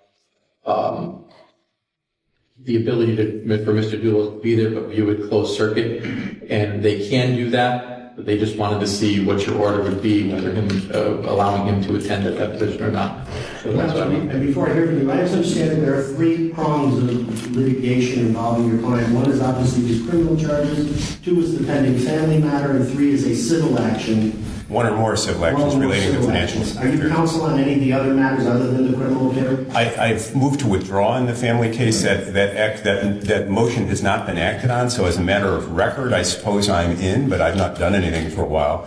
I've consulted with counsel in the civil case, and he's asked me to bring his concerns to your attention today. Yes, what are they? On the 25th, Michelle Triconis will be deposed in Richard Weinstein's office in West Hartford, and this is in connection with an action brought by the mother of the missing person in this case, Miss Gloria Farber. Dulos, but Gloria Farber is the one bringing it, right? And so Mr. Dulos would like to attend that deposition, and we are asking that he be given permission to do so, but that he not be permitted to be alone in any room with her, whether a waiting room or in the deposition room itself, that he only be present with counsel or an investigator by counsel. The concern is that if he's not present in the room, who knows where the questioning is going to go. Attorney Weinstein thinks it's relevant who's paying my bills, for example. God only knows what he's going to ask Michelle. But I would like Mr. Dulos to have a full and fair opportunity to defend his fisc in that case. I'm asking that he be permitted to be present with counsel during the deposition, but under a strict order that he is not to communicate verbally or non-verbally, that is, make faces, gestures, or otherwise with Mr. Konis, that he be there simply to assist his counsel. It's your order, Your Honor. You said no contact. They have the ability to do it via closed circuit. I think that's in the spirit of your order. I'd ask you to rule accordingly. Sitting in a room is not contact. He's not touching her. He's not speaking to her. He's not directing communications to her. The litigation involves multi-million-dollar claims and are very significant. I understand, but the court is of the opinion that a closed-circuit video monitoring whereby the defendant could participate and observe the questioning and confer with counsel about additional grounds for inquiry will satisfy the need that he would have to be present in the civil litigation while also respecting the court's order of no contact. They are co-defendants in this matter. Is she a party in those cases? Or she is not, sir. That's what I thought. So in light of that, I'm going to order that the defendant be allowed to participate on September 25th if he wishes, but such arrangements have to be made through a closed-circuit video monitor so he's not in the same room with the co-defendant while she's being deposed. And then, Judge, with respect to October 4th, can we have our motions to dismiss heard at that point? Well, the court, as you know, signed the arrest warrant in this case, and I think it would behoove... We'll waive that. State, will you waive that? Yes, Your Honor. All right. I was not under the impression I'd be addressing it, but in light of that... Honestly, Your Honor, looking at it, you can take it on the paper. Counsel filed a brief, I filed a brief. We'd like argument. We think argument is important, and we should have had it in the gag order case and didn't in response to. No, we didn't. The state filed a brief, and I was not given an opportunity to respond in writing or orally. But counsel, we had a hearing where you asked for time for additional briefing. Right. And the state filed a reply brief. Our court appearance was canceled on the 13th, and on the 12th, while I had another court appearance in this case, your ruling was sent to my office via email.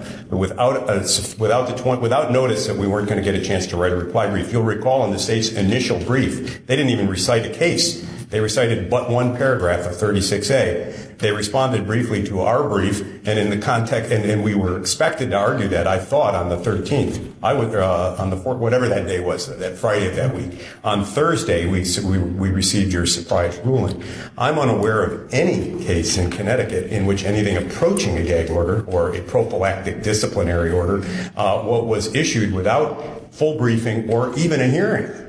But obviously that's an issue for the Supreme Court to. You were very clear in our argument before you that you were going to you gave counsel an opportunity to brief. He filed a brief before we argued it before you, whatever day it was. I don't have it down in front of me. He asked for time to additionally brief it. You gave him time to brief it. And I asked for time to follow up with a reply brief, if we could, based on his additional briefing that he requested after our lengthy argument here in court before you. That's a charitable way of referring to this record. The state's brief was totally insufficient to proceed its opening motion because it recited no facts and merely recited but one paragraph of the rules. You brought a series of cases to our attention, including Gentile. We briefed that. The state responded. We didn't get an opportunity to reply. We think it's important that we have oral argument in this case. Well, this is all fodder for your appeal in front of the Supreme Court unless and until it's overturned. The order, which binds not just counsel, but the record should reflect, also binds law enforcement, because the court shared your concern that... And does it bind the families? Let me finish. The court shares your concern that improper public disclosure would jeopardize this man's right to a fair trial. And that was the purpose of the court's order. It extends to law enforcement, extends to potential witnesses, and counsel is aware this court is not who you may intend to call at one of these proceedings. But I don't believe that the procedure whereby the court issued the order was procedurally flawed. There is precedent. The Cheshire Home Invasion case saw this type of an order. The White and Bulger case saw this type of an order. The Paul Manafort prosecution. No, that was by agreement in Manafort. Well, my point is these kinds of orders are not. But when they're contested, they're to be fully and fairly contested. But I understand your position. Okay. Is the court going to require a sua sponte hearing and ask of the family members who spoke last week on Dr. Phil and Dr. Oz or Nancy Grace, who opined about Michelle's violent death? Is the court going to, or Jennifer's violent death, is the court going to inquire of them about whether they were aware of the order, or does the order flow but one way? The order doesn't flow one way, but the order flows to counsel because I have no idea if the friends of Jennifer are going to be called by anyone or they're just making statements. I thought your order extended to people associated with the parties, and that would include the family. Am I to remain mute while they accept an invitation from Dr. Phil and Dr. Oz to trash my client? I did not see the Dr. Phil or the Dr. Oz show. I'd ask you to look at it. Well, I'm not going to debate whether or not the people in those videos or interviews were subject to sanctions. The court's order is what it is. If either side believes that there's been a violation of the order, I'll take appropriate action. But I can't go out and police that order in the sense of making sure that everyone who has some acquaintance with any of the parties in this case doesn't talk to the press. Because again, my work is limited to those folks within the ambit of the order. I'm well aware of the media interest in this case, but I'm trying to preserve your client's right to a fair trial. There is an exception in that order that allows you to make comment. I delineated it in that order. I'm not going to paraphrase it. You read it. Well, I understand what Rule 36B requires, and your order simply restated that. Exactly. So that's where we are. As to the pending charges, but as to the fictive murder charge, there is no pending case, so I don't see your order as barring me from speaking on it at all.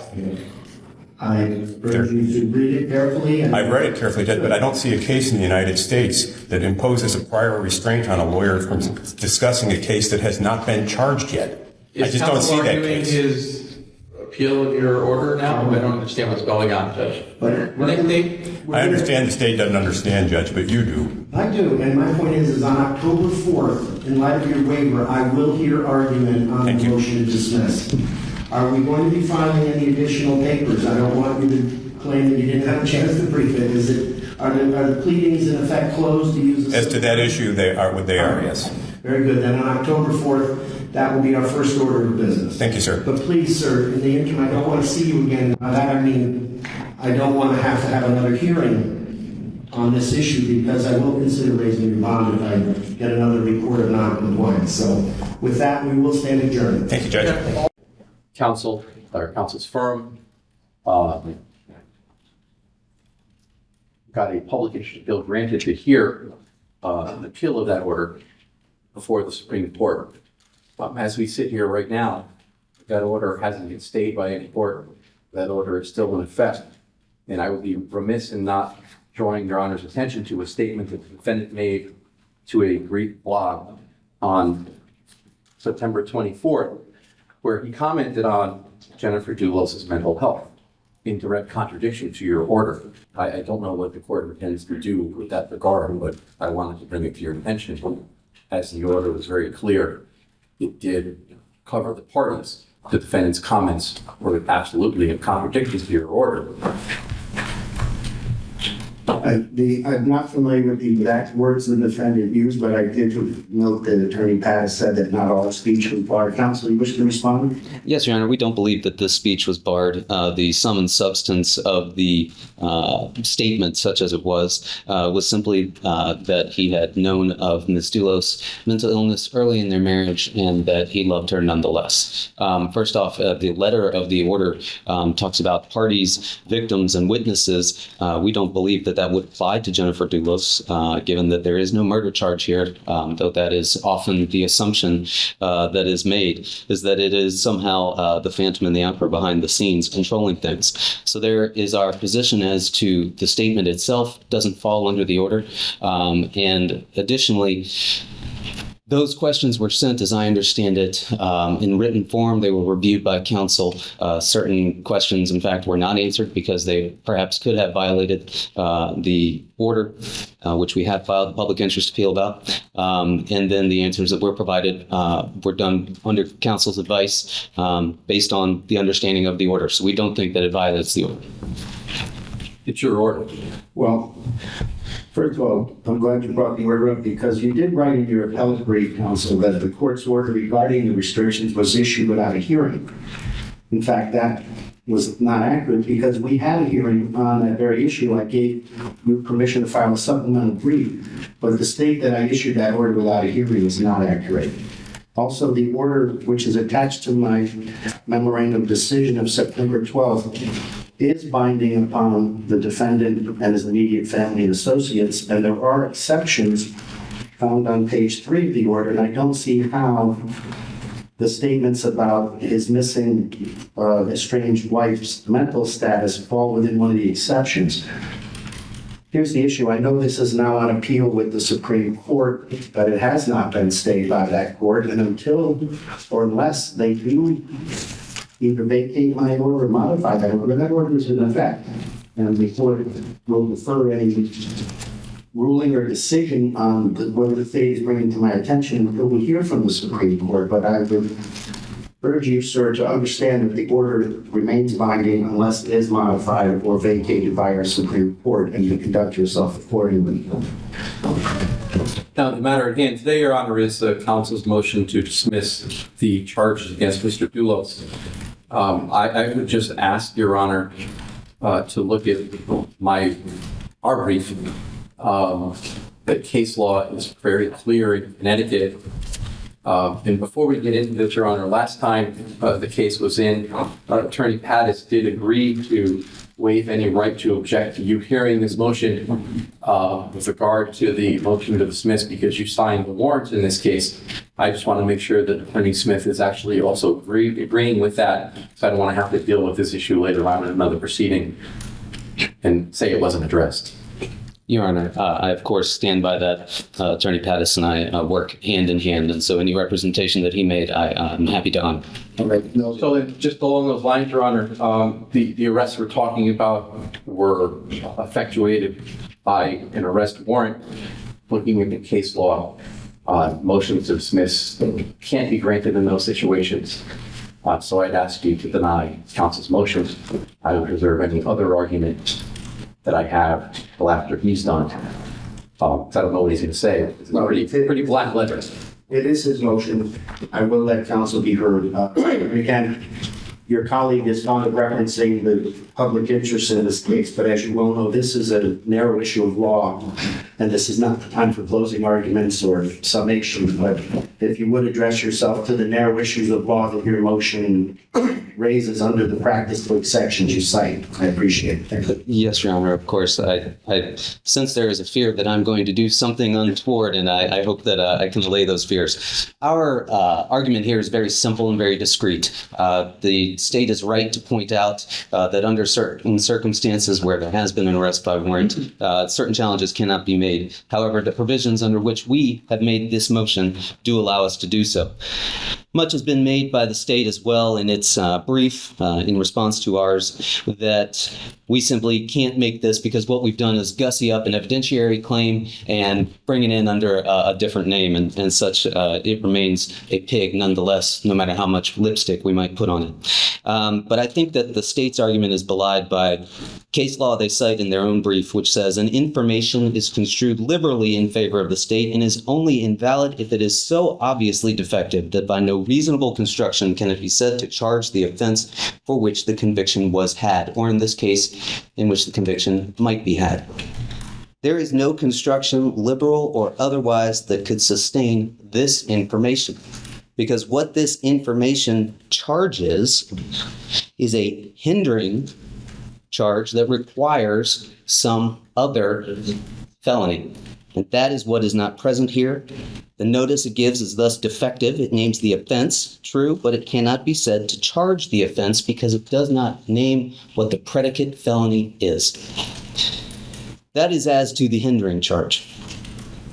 And it is clear, we think, and it is obvious, and I will concede that the state and I both have very different views of how that is to be interpreted. But that is our interpretation, and we believe the only fair one. The state elects not to address our unconstitutional claim, and they do that, ducking it entirely and claiming that's because it's inadequately briefed. And so the appellate court would say, no way, you don't get to make this argument here. But we're here at the trial court, and perhaps that criticism is well placed. Nonetheless, the trial court can take a look at this, ought to take a look at this, if this is the stitch in time that might save us 9 or many more. The law is unconstitutional as applied in this instance when it comes to the tampering charge, because there simply is no notice that this type of conduct, even if you take it and view it in the light most favorable to the state, Which I have to. which you have to, Your Honor, but there simply is no notice that this conduct, that doing something where there has been no investigation instituted, no proceedings which were in the offing, there is no notice. If there were some notice, and that's required under the statute, then perhaps this could lie. But we think that this is an instance where the state has no clothes on. It's telling you it's got these things, and simply because it has charged them and created what we think is more of an investigative detention situation while they hope to get evidence of other charges, it is nonetheless an instance where they don't have what they claim to have. There is no tampering that in this instance could lie because of the requirement under the statute that there be a belief that a criminal investigation conducted by a law enforcement agency is pending or about to be instituted. That simply is not the case here, Your Honor.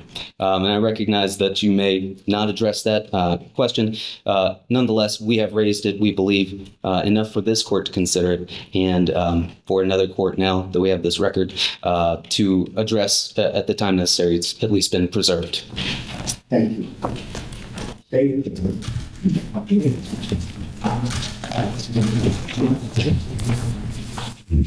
Informations are to do one important thing, inform the defendant of the charge against him. There is no requirement that we have to allege predicate offense in an information. There isn't one.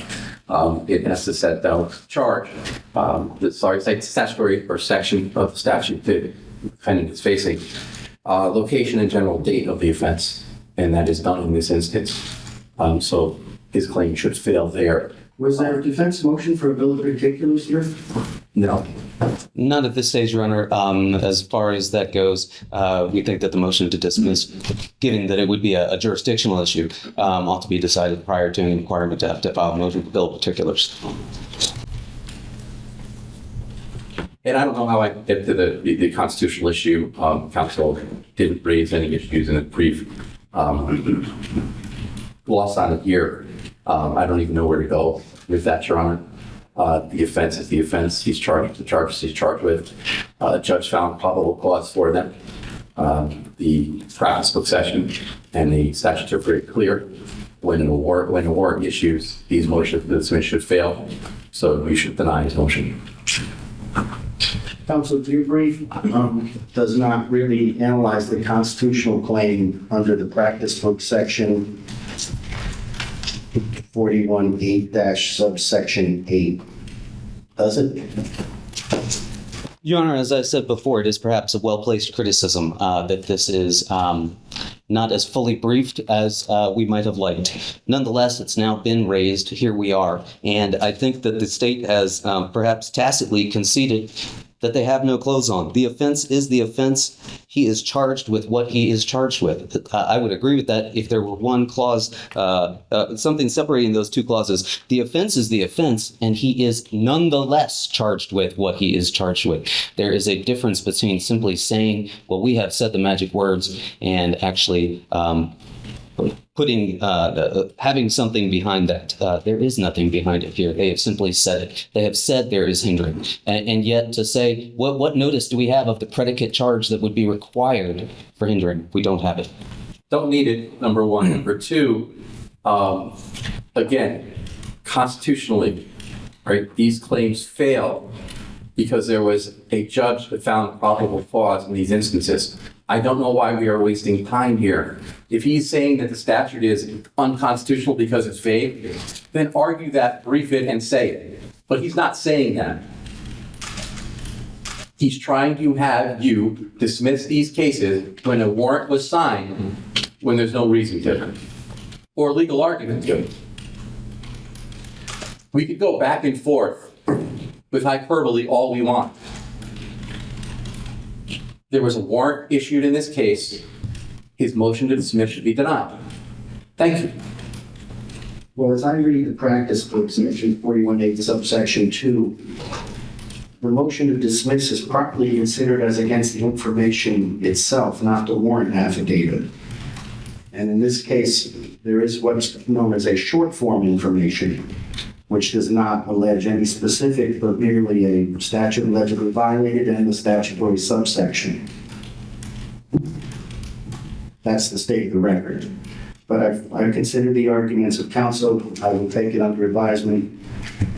We need to have another date for further proceedings. I know there's some ongoing discovery issues and other things. I spoke with counsel, Your Honor. I did provide him with a lot of discovery this morning. He actually provided us with the 2 terabyte drive that we're efforting copying additional information on for him right now.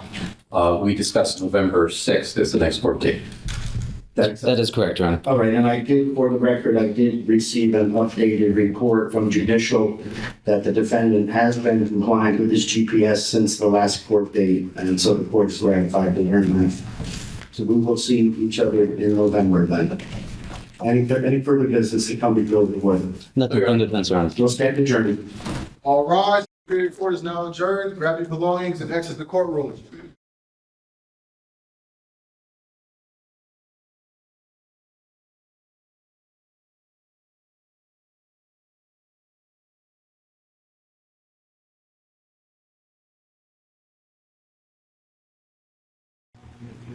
Mr. Dulos, have you testified before this court before?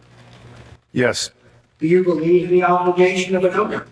Yes. Did you testify in the domestic case that was pending with your wife, Jennifer Dulos? And do you claim to testify truthfully in that proceeding? I do. A judge, in fact, found you did not testify truthfully, correct?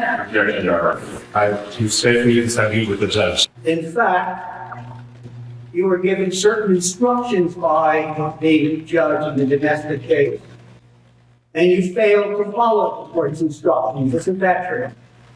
I respectfully disagree with the judge. Did you have a disagreement which you threatened to remove the grandchildren and take them to Greece? Yes or no? Yes. Mr. Farber is the father of Jennifer Dulos, of my wife. He and I had a very good relationship. He was like a second father to me. He was the one that prompted me to leave my work and at Capgemini Ernst & Young in New York City and to start my own business. He was incredibly supportive. He provided advice. He provided capital over the years. And he was always there for me. The first years from, I believe, 2004 to 2007 and 8, there were formal promissory notes. There was a interest rate. He expressed his pleasure of how Ford Group was performing. He expressed his support, and he said to me that in the future, any of these advances are not going to be considered loans. I don't want any interest. And when you have excess funds, you can return them to me. Your calculation of the loans, yes, it was not a loan. These are not payments. These are expenses. It's mistakenly the plaintiff has them as payments. That's his problem. They're the $150,000 on 12/16/2008. That was advanced towards the construction of the guest house in Pound Ridge on Mallard Lake. I knew there was no money owed to Mr. Farber. In my mind, it was the other way around. I wasn't buying clothes or lingerie. I was buying roofing and siding and framing materials and windows. And you went with a shelf bonus each time? Yes, And that's where her family was, correct? part of her family. And you claim you met with an investor when you went to Florida, correct? I do not claim I did.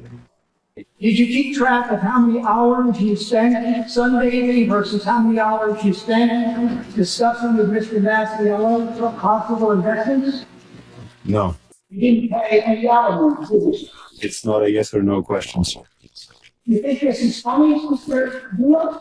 No, I don't. And you expect Gloria Farber, the mother of Jennifer Farber, to be giving you gifts, $14,000 a year, even after Jennifer is missing and you've been accused of criminal conduct in connection with her missing? Objection, Your Honor, relevance. I don't expect anything. I know what the agreement was. You're claiming that Gloria Farber should give you gifts after you were unfaithful to her daughter? Is that your claim? The examination speaks for itself. You know, I don't know how many times he indicated a record was inaccurate, but those are his records that he claims are inaccurate. I don't have much to say. There's a gag order that prevents me from speaking. All I want to say is that I wish Jennifer and her family happy holidays. And I just pray that they give my kids my love and my best wishes. His criminal defense attorney, Norm Pattis, is attending the civil trial to make sure Dulos doesn't say anything incriminating. Obviously, this case has taken on a life of its own, but if you look at this as a straight-up commercial transaction, I think it's a wash. All rise. Ladies and gentlemen, the justices of the Supreme Court of the state of Connecticut. Please open the court. Thank you, Your Honor. Oyez, oyez, oyez. The Honorable Supreme Court of the state of Connecticut is now opened and in session in this place. All persons having cause or action pending therein will give their attendance according to the law. You may be seated. Good morning, Your Honors. Good morning, everyone. We have two matters on today's calendar. The first is State versus Dulos. Each side will have 30 minutes to argue. Any portion of that time being reserved for rebuttal. Counsel, would you please approach? My name's Norm Pattis. I'm here on behalf of Mr. Dulos. I would request 7 minutes for rebuttal. Good morning, Counsel. Good morning, Judge. Justice, I'm sorry. Whenever you're ready. Mr. Dulos, who is present in court, retained us shortly after his arrest, and his instructions were clear. I did not cause my wife's death. I don't know why she vanished. I want you to do everything you can to defend me against crimes charged and to prevent the charge of murder being brought on our behalf. And to that end, we have waged war, as it were, with the material at our disposal. And there's not much. When the case first began, we were given some limited discovery as to charges involving disposal of items here in Hartford. Mr. Pattis, with your mic. Thank you. There were subsequent charges, but to date, we still don't have any discovery relating to the disappearance of Ms. Dulos, and there is no pending adjudicatory proceeding as to her. We ask this court in this request for emergency relief to declare unlawful the trial court's gag order. And we'd ask for you to consider it first under the state constitution, because we think that there are independent and sufficient grounds to find that under our law, there is a categorical ban or bar on gag orders. If you look at the structure of the state constitution. You're saying that gag orders in and of themselves are unconstitutional? Yes. Regardless of how broad or narrow they are? I think that there is an argument under Article 1st, Section 4 of the state constitution to that effect, and it's sounded in Blackstone's prohibition and suspicion of gag orders. His view was that if there were improper, illegal, or mischievous speech, the speaker would take the remedy or take the consequences of his own behavior. And we have a disciplinary regime to deal with counsel, and I'll deal with that in my arguments as to Gentile. But if you look at Blackstone's remarks, if you look at the language in Article 1st, Section 4, and you compare that language to the 4 other state constitutions who have decided those cases, they have declared categorical bans on gag orders. I'm referring, for example. What about, you say the remedy would be discipline of counsel. What about parties? I don't think that the court has the authority to reach parties who choose not to avail themselves of the court process. I think the situation might be different in a civil case as to, excuse me, I have an item in my pocket that went off. I think that the situation might be different in a civil case where a plaintiff came in and brought the action and then disregarded a court order. That's a person who's chosen to avail themselves of the jurisdiction of the court. Mr. Dulos did not pick this fight. So would that apply only to plaintiffs, not defendants in a civil case? Arguably, I think that's correct. I mean, consider, but I'd like to focus on the criminal case, and I'd like to remind in preparing this brief, we were in an awkward position. Obviously, we are mindful of the trial court's responsibility as reflected in the practice book to assure that the parties have a fair trial. But what are the respective interests that parties have in the trial? The state has an interest in a fair trial, but it has no constitutional right to one. And it has a constitutional responsibility to provide one. It has that. It may not be a right, but it's a responsibility, isn't it? But that's a distinction that matters, sir. The responsibility sounds in the practice book and to assure that the administration of justice is done in a courtroom. But and we're jumping to the federal argument, but in our federal constitution, the Bill of Rights exists for a purpose. And I remind you of this, the fear that the opposition to the Bill of Rights, if we put in the Bill of Rights and we say that there are things that the government can't do, it's going to assume more power than it has. Nobody ever ceded this power to the government. Who possesses rights under the 6th Amendment? It is the defendant. Who possesses rights under the 14th Amendment to due process? It is the defendant.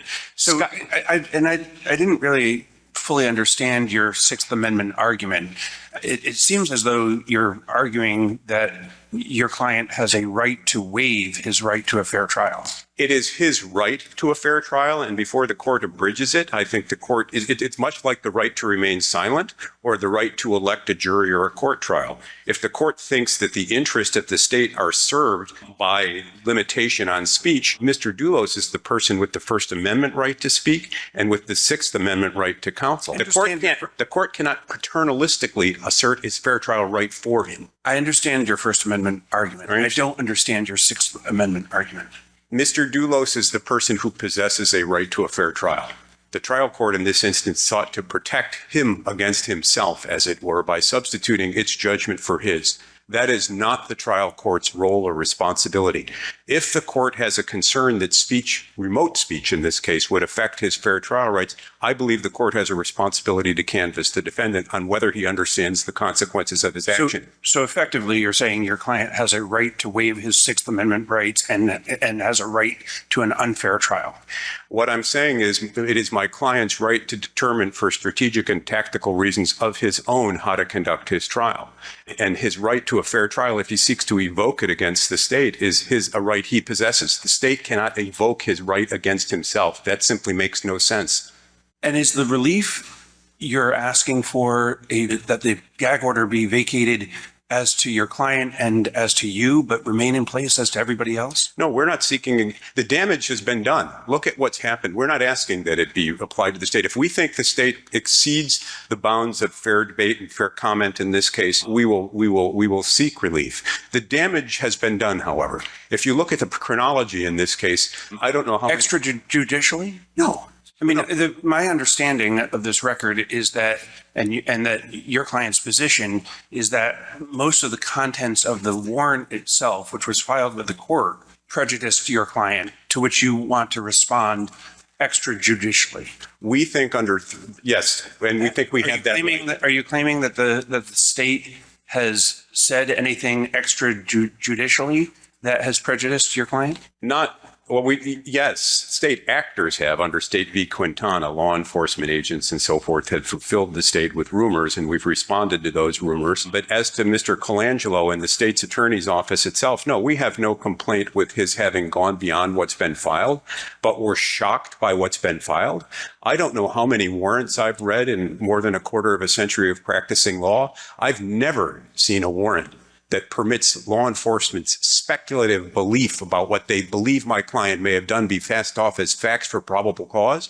And then I'm going to walk out into the street, and you have the Stanford Advocate, the Hearst media publication, whose coverage has been particularly deplorable and prejudicial to my client, assert that Mr. Dulos lay in wait for his wife in the garage. Even the police don't know that. They believe it. Why is the court permitted, or why is the state permitted to engage in the process of what we call public relations indictment, and we are barred from speaking about it? Why?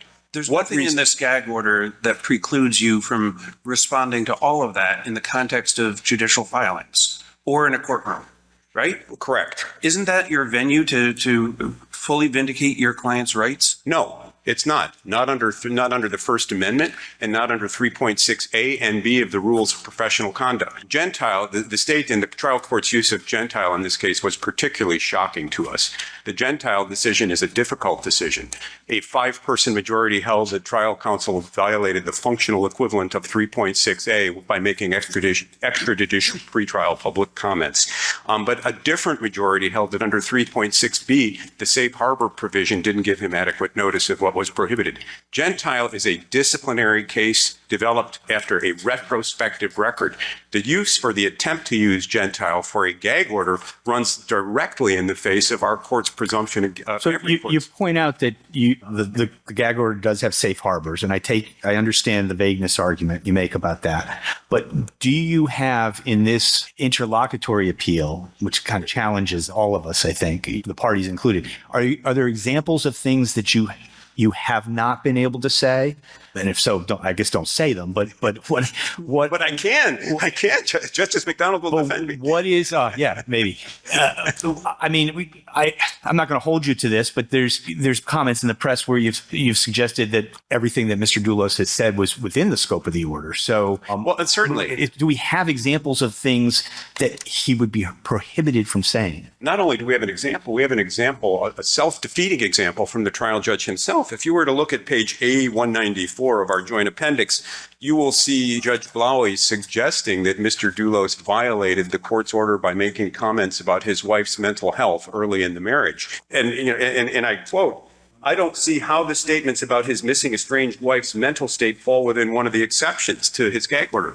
The simple answer is it doesn't fall within the gag order at all. But you could argue that to him. You could argue that to the judge. I mean, I don't understand that to be a ruling. The danger in a gag order is, according to the Nebraska Press Association decision, is that it freezes speech and places people in a situation where they're inhibited to speak. And so I guess that leads us to, I mean, you would say under the state constitution that we can have no gag orders. That I would assume is something that plays out in gag orders I wouldn't say routinely because we don't have lots of them in Connecticut, but you may have to seek to modify the order We've done more here. We've sought to challenge it as an infirm vehicle because the way the case unfolded, the state filed the motion on, I believe it was September 7th, and it was a one-sentence motion that basically repeated 3.6a, no case, no analysis, no attempt to argue it. We responded by saying, wait a minute, what about 3.6b? Now, the difference between A and B is as follows. A is mandatory, B is permissive. We argued that we had a duty to our client under the permissive quality of B to come out boldly on his behalf. The trial court then on the 9th heard argument on this, and we asked the court to reject the argument on the theory that using the disciplinary rules in this case made no sense. The court announced an intention to rely on Gentile. We asked for supplemental briefing. We did. We submitted our supplemental brief on, I believe, August 19th. The state did on September 3rd, for the first time marshaling cases in law and facts as to why it thought the gag order was necessary. Before we could respond, the court issued its gag order. And suspiciously, we were served on it the day of the second arraignment. And from our perspective, the trial court's decision to prepare its... Did you ask the trial court for an opportunity to file a reply brief? We were evaluating that when we were served with the... So you did not ask No, the we trial did not. No. You didn't contact the trial court and say, we're considering requesting an opportunity to file a reply brief. Therefore, please hold off on making a decision. My understanding of the practice book is parties typically have 20 days to respond. We were evaluating that decision when we were served with a copy of the gag order. The court having come out as it did, we wanted to come here because we don't think that there is any authority under Connecticut or federal law for a gag order. I guess my other question is, when the court allowed supplemental briefs after the hearing, did the court set a schedule? It didn't. I think it said it would take it. There's a reference in the state's brief, which I simply don't recall, that the court said it would take it on the papers. I don't recall that. Mr. Pattis, did the state ever request over here? Did the state ever request an order, I guess calling it a gag order, extending beyond the lawyers? No. The only motion that the state filed was as to 3.6a, and it was a restatement. It was simply copied it verbatim, and they want that because. I have some questions about that, but I guess they're probably for the state. I would like to ask you this. If you can identify with as much specificity as possible, and hopefully I'll ask your opponent the same thing, what is the adjudicative proceeding here that is being protected by this gag order? And just so it's not up in the clouds, I'm asking whether it's these charges or a murder charge yet to be brought. We take the position that it depends on an adjudicatory proceeding means what it says. There are charges filed, and therefore those proceedings, because the order said that until the trial is resolved, the parties cannot speak on certain prohibited classes of topics.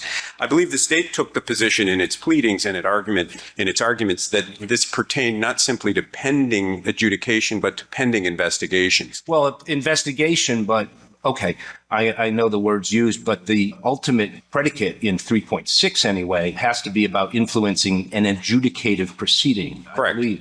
So my question is this. Am I wrong in thinking that the real issue here is whether this order meets the constitutional standard with respect, that is, to protect clear and present danger or substantial likelihood of material prejudice, whatever it is, to the trial of a murder charge that has not yet been brought? We believe the state seeks to extend it to such, and that the trial court announced an intention to imply it as such on October 4th when it talked about my client's comments on Jennifer's mental health. We're serious about the Gone Girl revenge suicide hypothesis, and at trial we'll present that. Now, my question is whether this gag order is intended to protect against prejudice to the trial of a murder charge that has not yet been brought. We think the state regards it as such. We think that's one of the problems with it in terms of its vagueness, its overbreadth, and its capacity to free speech. Are you aware of any case anywhere in which a court has issued a gag order with respect to a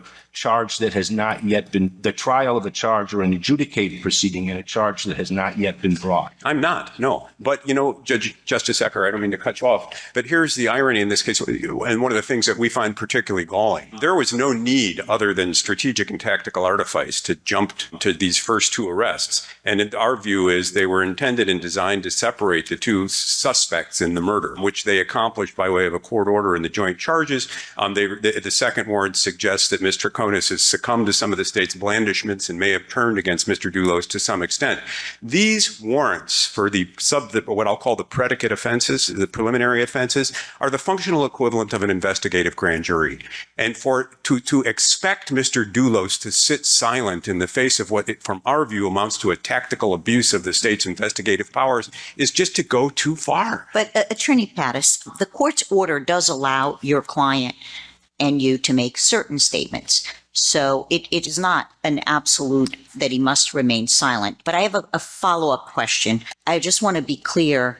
What I understand you to be arguing is that under the state constitution, that there is never any set of circumstances or factual scenario that would ever allow for a prior restraint or a gag order to be imposed. I think that's correct. So no circumstances whatsoever. I think that's correct. If you look at Article 1, Section 4, people can speak on all topics, without, and they are responsible for any abuse thereof. And I don't know how to read all as anything less than all. Well, that's what I wanted to ask you. There is another provision that the entire section says subject to abuse of that liberty, correct? That's where you face consequences for abuse. The danger in a gag order, according to all the cases, is the perspective not just to chill, but to freeze. So your position is that despite that language, the only remedy ever is subsequent repercussions or reprimand or penalties to counsel, but nobody else, and not to parties. Is that? From a First Amendment perspective, possibly. And I say that because I'm aware of the court's inherent supervisory authority over the litigants appearing before it. And I guess we're back to the first question you asked. And I recall a recent case from the appellate court, the exact title of which escapes me at this moment, where a party in interest, a real party in interest, but not a party, made offensive comments to opposing counsel, and the court disciplined the parties for that, and the appellate court upheld that. There was no and it only went to the appellate court. It did not, I believe, come here, and there was no First Amendment challenge raised in that case. Counsel, let me ask. Go ahead. Just one final question. In your view, is there a difference between a prior restraint order pre-trial, before there's actually a trial and a jury is impaneled, when the court has more tools? Absolutely. Whether it's sequestration, whether it's instructions to the jury that they are not to read or view any reports about the case. Is there, in your view, a difference between a court entering an order pre-trial to ensure an impartial jury, not a jury that's partial to either your client or the state, but an impartial jury? Absolutely. And at the point that jurors swear an oath, they've undertaken an obligation to be directed by the court, and the court can impose restrictions on what they do and do not do. And so shouldn't the court be allowed to, in essence, preserve that by, this is the only tool the court has prior to the jury selection and jury being impaneled? A tool to accomplish what, Justice Kahn? A fair trial? I would challenge this court to look seriously at the evidence we've recited, and I would assert the following proposition, and I do it boldly, realizing what I'm saying. I think the danger of prejudicial pretrial publicity is vastly overstated in the literature and in the cases. I have found no case in Connecticut, no case in the United States in which a person was deprived of a fair trial because of prejudicial pretrial publicity. Now, if you look at the Shepard case, about which much is said in... You might be quoted on that later on. That I might. And, but I've got voir dire. I've got voir dire to deal with that. And look at the Ohio Supreme Court's decision in the Shepard case, because Shepard comes to the United States Supreme Court on an unusual factual record. So the Shepard case was the fugitive case. There was massive publicity, editorials about his guilt, suggestions to police about how to investigate, a demand for justice, and the community was crying for Mr. Shepard's blood. And the defense moved for a change of venue that was denied, and that was the issue that the Ohio Supreme Court decided. But look at its decision. And it's recited on page 15 of our brief if you need a citation. There were 75 potential veneer people examined by the court in that case. Only 14 of them were excused for cause because they could not be fair and impartial. The defense had 6 peremptory challenges. They only used 5 of the peremptory challenges. We recently had a case involving Mr. Komisarjevsky. Correct. They would argue the exact opposite. I'm sorry, sir. They would argue the exact opposite, that pretrial publicity can be a real problem. They did, but you'll have to, I believe you've yet to decide that case. You'll have to decide whether they've made a showing of prejudice. I don't think they're going to be able to do so. It is one thing. That was the state's position. Yeah, and I'm adopting it for purposes of this argument, mindful that on another day, Justice Kahn may have a transcript of this, and I may be hoisted on my own petard. I mean, I understand that danger, but I'm here today on this case. Counsel, given your absolute position about no gag orders being permitted and the right of anybody to speak on any subject, what's the authority for a trial court to tell jurors that they can't give interviews during the course of a trial?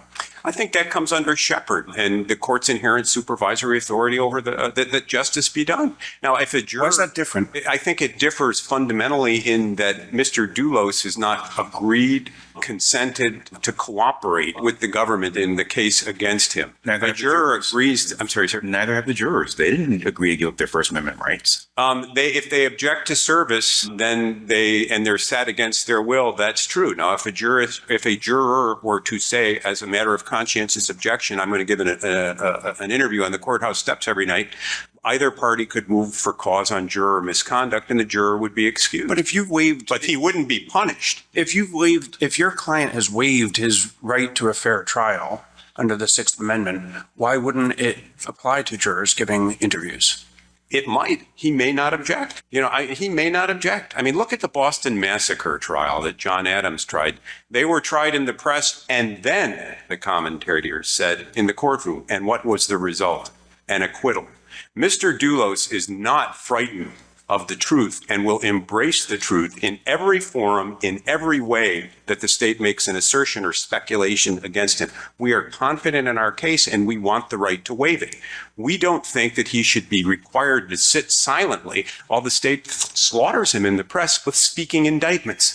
Look at that second warrant and ask yourself whether you've ever seen anything like it in any review that you've conducted. I have never seen law enforcement beliefs masquerading as fact. Mr. Pattis, before you sit down, I see you're out of time, and with the chief's permission, I just have a quick question about practically. If we disagree with you on Nebraska press and conclude that the substantial likelihood test applies, it looks like the trial court made a finding.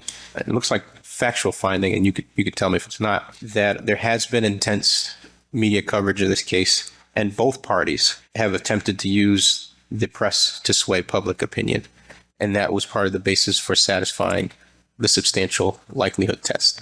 So if you take the first part, that if we disagree with you on Nebraska press, isn't that a factual finding that we're stuck with in applying the substantial likelihood test? Well, I mean, the state takes the position that the argument about the standard is de novo, and the application of whatever the standard should be abuse of discretion. I would say in this case, it's clearly erroneous. There is no reason to suggest beyond speculation that my client's rights to a fair trial have been impinged by anything anyone said in charges that haven't even been brought yet. That's what makes this so frightening.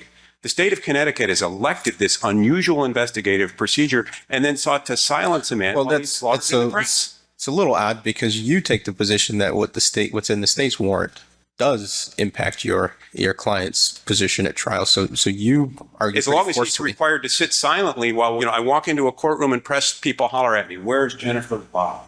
What does that have to do with anything? Well, let me finish the question. You argue pretty forcefully that what's in the state's warrant does impact your client's rights. Because we can't respond. Correct. Right. But then you respond to mitigate that.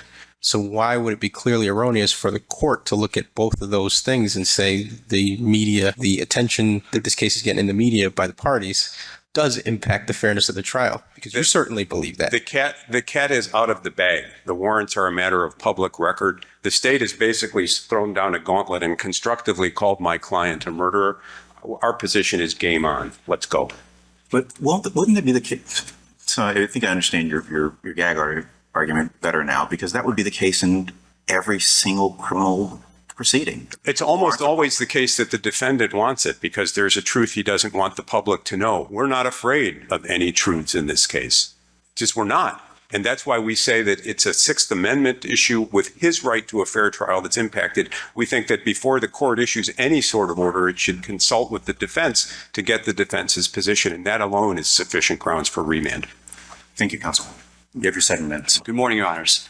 May it please the court, I am Robert Scheinblum. I'm a senior assistant state's attorney with the Appellate Bureau, the Office of the Chief State's Attorney. I represent the state of Connecticut in this matter. With me this morning at council table is State's Attorney Richard Colangelo of the State's Attorney's Office for the Judicial District of Stamford. Mr. Colangelo is the trial prosecutor. He's the lead lawyer in the prosecution of this case, which at the moment involves the tampering and the hindering prosecution charges. Your Honors, if pervasive pretrial publicity threatens to undermine the prospect... Could you pull the microphone down a little bit? Yeah, sorry. I'm sorry, Your Honor. Is that better? Thank you. If pervasive prejudicial pretrial publicity threatens to undermine the prospect of a fair trial, the judge has an affirmative constitutional duty to take appropriate measures, including placing a restraining order on the trial participants. In this particular case, Judge Blowy properly imposed the gag order on the trial participant. What evidence, excuse me for interrupting, what evidence is there that there's any threat, much less imminent threat, a substantially likely imminent threat to the likelihood of a fair trial in this case when the jury hasn't been picked yet? I don't know if the jury selection is, there's even a date for it. And when there's individual voir dire in this state that prevents, according to the state, any kind of prejudice, even in a case that has received as extensive saturation of the press as the Cheshire murder case. So those are two questions I hear there. At least two. Question, at least two, but two that I hear clearly, and I'm certain if there's 3 or 4, you'll let me know. But I'll try the 2 that I hear there. Thank you. With respect to the first question, Mr. Pattis's comments in and of themselves thus far were more than enough. Not comments he's already clear. Since the gag order, I'm not talking about anything that's happened after the gag order was issued. I'm talking about the comments that we put before Judge Blowy on August 9th at the hearing on this matter. So, for instance, it's in my brief, discussing the polygraph results of a polygraph allegedly taken by the co-defendant in this case. I've cited Leniart. We know that those are inadmissible, except in But my question is, what proof is there that it's going to prejudice a jury after a voir dire? I mean, that has to be the point. You have to show that there's going to be prejudice to the jury pool that's selected, right? Right. Well, my point, Your Honor. Where is the prejudice? My point is, the prejudice is once those comments are made. Granted, obviously, we're long before a trial. The jury's it's not imminent. Jury selection is far out into the future. Whether this case and so we're just guessing about what's going to happen in a year and a half. It's not a guess. It's what evidence has there ever been? Has there ever been in Connecticut a jury that's been prejudiced by pretrial publicity that you know of, ever? I don't have a case for you, but I can tell you about Commissar Jeske. There's one important thing, and I don't have the gag order in. I'm going to call it a gag order. The court knows I'm talking about restraining orders. It's just sort of commonly referred to as a gag order. Right. In the Commissar Jeske case, and I believe in the Hayes case as well. That's obviously not before this court presently, but in the Commissar Jeske case, I believe it was Judge Fasano issued a gag order in that case. So there was a gag order in the case on prejudicial extrajudicial commentary in addition to all of the other tools that the judge ordinarily applies, individual voir dire, emphatic jury instructions, and so forth. So while I don't have a case where I can tell you there was prejudicial, a jury was tainted, therefore there should be a reversal, I'll just cite you back to Gentile and Shepard v. Maxwell, I know those cases, but which says I'm asking about Connecticut specifically because Nevada and Ohio, as far as I know, don't have individual voir dire where you can spend 45 minutes asking a juror, what else have you heard? Have you heard anything else? Yes. And so forth. And the state made a pretty persuasive case. I don't know if it's a winner or a loser, but it was certainly strong and colorable that in Komisarjevsky, despite massive saturation on a scale at least as much as this, I would imagine, probably exceeding it, there just wasn't a problem. Sure. The short answer to your question, Your Honor, is the judge doesn't have to wait till the time of trial. And the reason why is because in Shepard v. Maxwell and again in Gentile, the United States Supreme Court said those type of remedies are palliatives. In other words, the judge does. The duty is to. I understand, but the judge does have to choose the least restrictive alternative. That's correct. And why? My question in a nutshell is why isn't in Connecticut the existence of a very robust individual voir dire, why isn't that, given the legal standard at stake, the least restrictive alternative? In certain cases, Your Honor, it may be, okay, and it may have been in Komisarjevsky and Hayes, but the United States Supreme Court has said, I don't have the case at my fingertips, it's in my brief though, I'm certain of it, I cited it, the United States Supreme Court has said it doesn't have to be absolutely necessary, and our position is that even if in many cases or in that particular case, individual voir dire would satisfy the court or the jury I would say the jury instructions in conjunction with the individual order would be enough. It doesn't mean that in a certain case that involves a carnival-like atmosphere and one need only look out to Capitol Avenue today. I don't know if you can see it through the windows, but I certainly saw it coming in. This case qualifies, or at least Judge Blowy was reasonable in deciding that this case has that element to it. And in Shepard v. Maxwell, the United States Supreme Court said the court doesn't have to wait, essentially. Its duty is to deal with the prejudice at its inception. But based on what? Based on a guess? It's not a guess. And if it's a guess, it's an educated guess. So no, it's not a guess. Told me that it's never happened before in this state.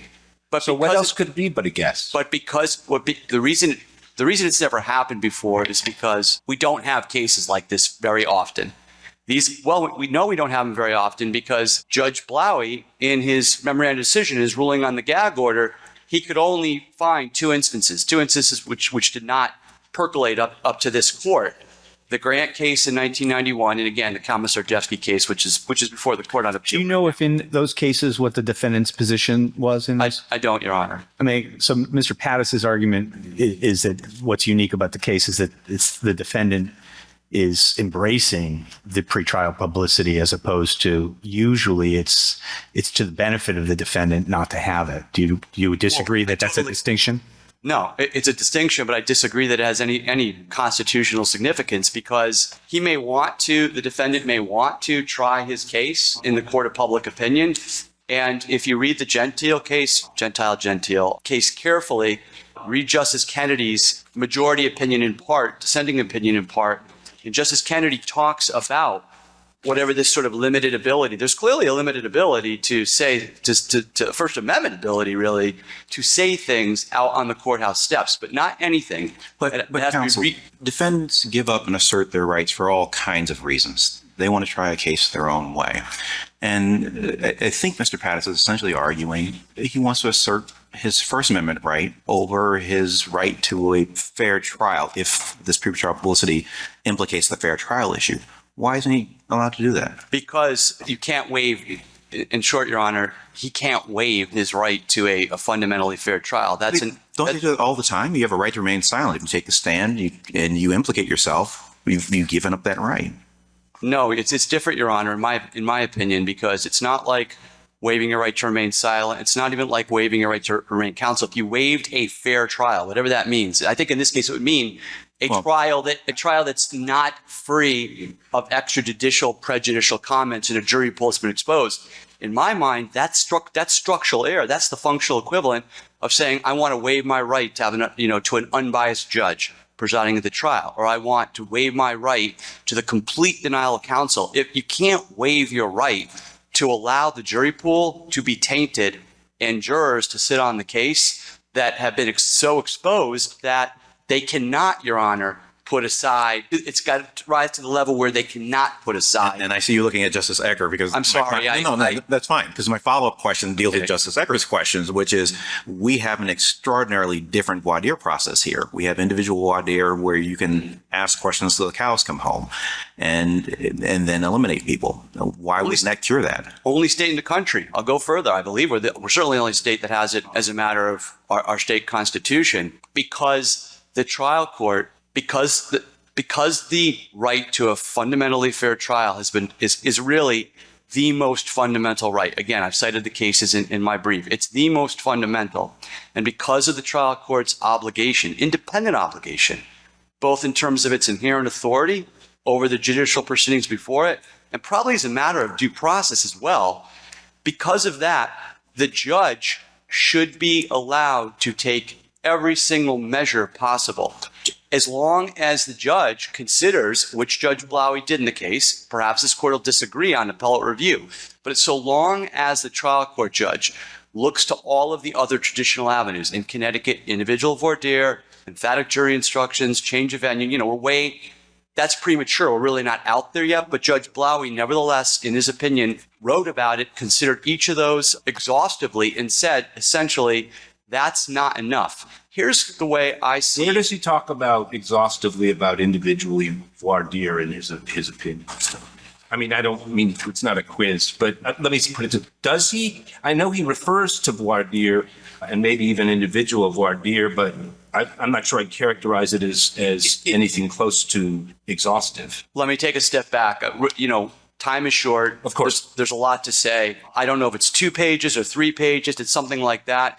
Perhaps exhaustive is an overstatement. He certainly considered each of the alternatives that are, in most cases, held to be enough to ameliorate prejudice, and said, then what he did was compare that to the prejudicial, extrajudicial statements that were already being made, including leaks, embarrassed to say, leaks by, state agents, state police, and I guess the New Canaan police as well. And Dow Jones, read the Dow Jones case. Both parties cite it in the brief. It's the Second Circuit case in 1988. That's a situation where federal prosecutors were leaking witness testimony in grand jury proceedings, and the Second Circuit said that's enough, essentially. I'm paraphrasing, but that's enough to justify the basis for the gag order. Mr. Scheinblum, isn't it the case, though, that in a state like Connecticut, where there is individual voir dire, that there's I'm not sure the best way to put this, but a greater burden in a way, either on the state or, on the trial court, in terms of reaching the conclusion that this kind of an order is necessary? It seems to me highly unlikely that a defendant, not impossible necessarily, but highly unlikely that a defendant in this state would be able to establish, in light of the robust nature of the individual voir dire, that pretrial publicity made it impossible for the defendant to get a fair trial. Now, I know we have that issue in Komisarjevsky. The state made a very strong argument, in essence, to that effect. At a minimum, it seems to me, the showing that needs to be made about the likelihood of, or the prospect of the prejudice would need to be great in a state like this, where the opportunity to conduct individual voir dire it will be available to the parties. Again, the defendant in particular. I'm not the lead lawyer in Komisarjevsky, and so I'm not going to bind us in any way on that, Your Honor. And I don't mean to prejudge that case, but the state, if it didn't make the argument, it certainly could have made the argument that it's exceedingly difficult for a defendant in this state to establish that he or she's unable to get a fair trial. Sure, because in light of what goes on, can take weeks, if not months, to pick a jury in a case. I understand. Look, I agree with Your Honor, and perhaps it's entitled to a lot of weight when you do the balancing, which is what this kind of a determination means. Whether you're the trial judge deciding whether or not this is the extreme rare case that a gag order is justified, or you're the reviewing court. But consider it this way, Your Honor.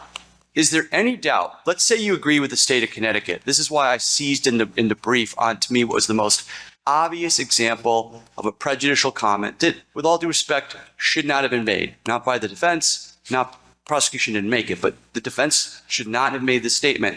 They should not have referred to the polygraph results. It's just, that's inadmissible evidence. So now, let's say that the trial was underway.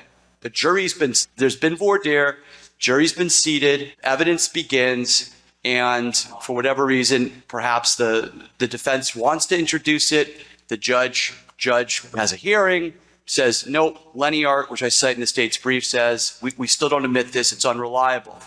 And then Mr. Pattis, in this hypothetical, and it's just a hypothetical, no disrespect, Mr. Pattis or his client walk out that afternoon onto the courthouse steps in Stamford and start to talk about that.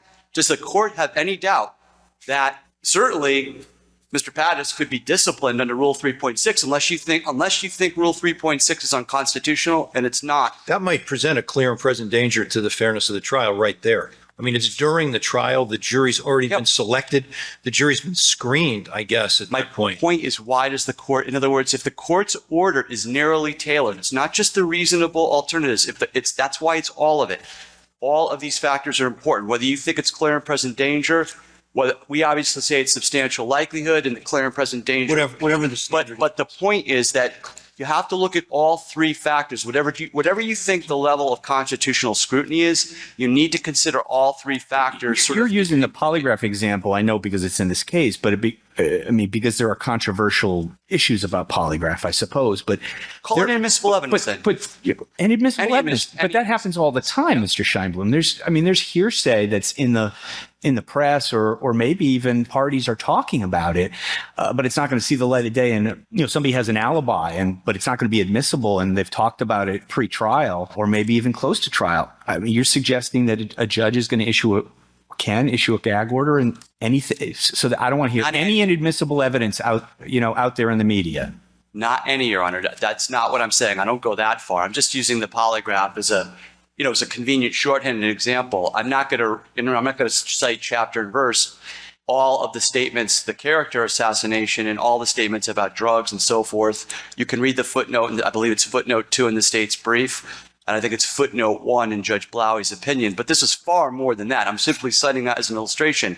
When the nature of the inadmissible evidence and the nature of the extreme comment starts to rise to the requisite level, whatever that is, Judge Blauey determined this had risen to that level. I'm saying he's got an obligation not to wait. I get you. It's provided, this is really important. I'm sorry, just let me choke this out, Your Honor, please. Provided that it's narrowly tailored, and that's what protects First Amendment freedom. On that point, narrowly tailored, even if we were to, I'll talk long enough, even if we were to agree with the state on its legal argument, the state's motion here asked only for the gag order as to counsel.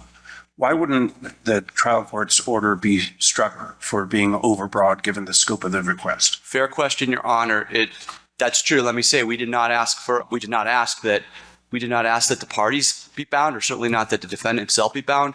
But I'm not aware of any authority which provides that Judge Blauey, a trial court judge, could not have sua sponte issued the order. I think if you look at some of the federal cases, for example, that are cited in the state's brief, Cutler comes to mind. I may have the case wrong, but when you go back and you read the cases the state cites in the brief, it comes up in sometimes it comes up in contempt proceedings, whether they're related to a gag order or independent.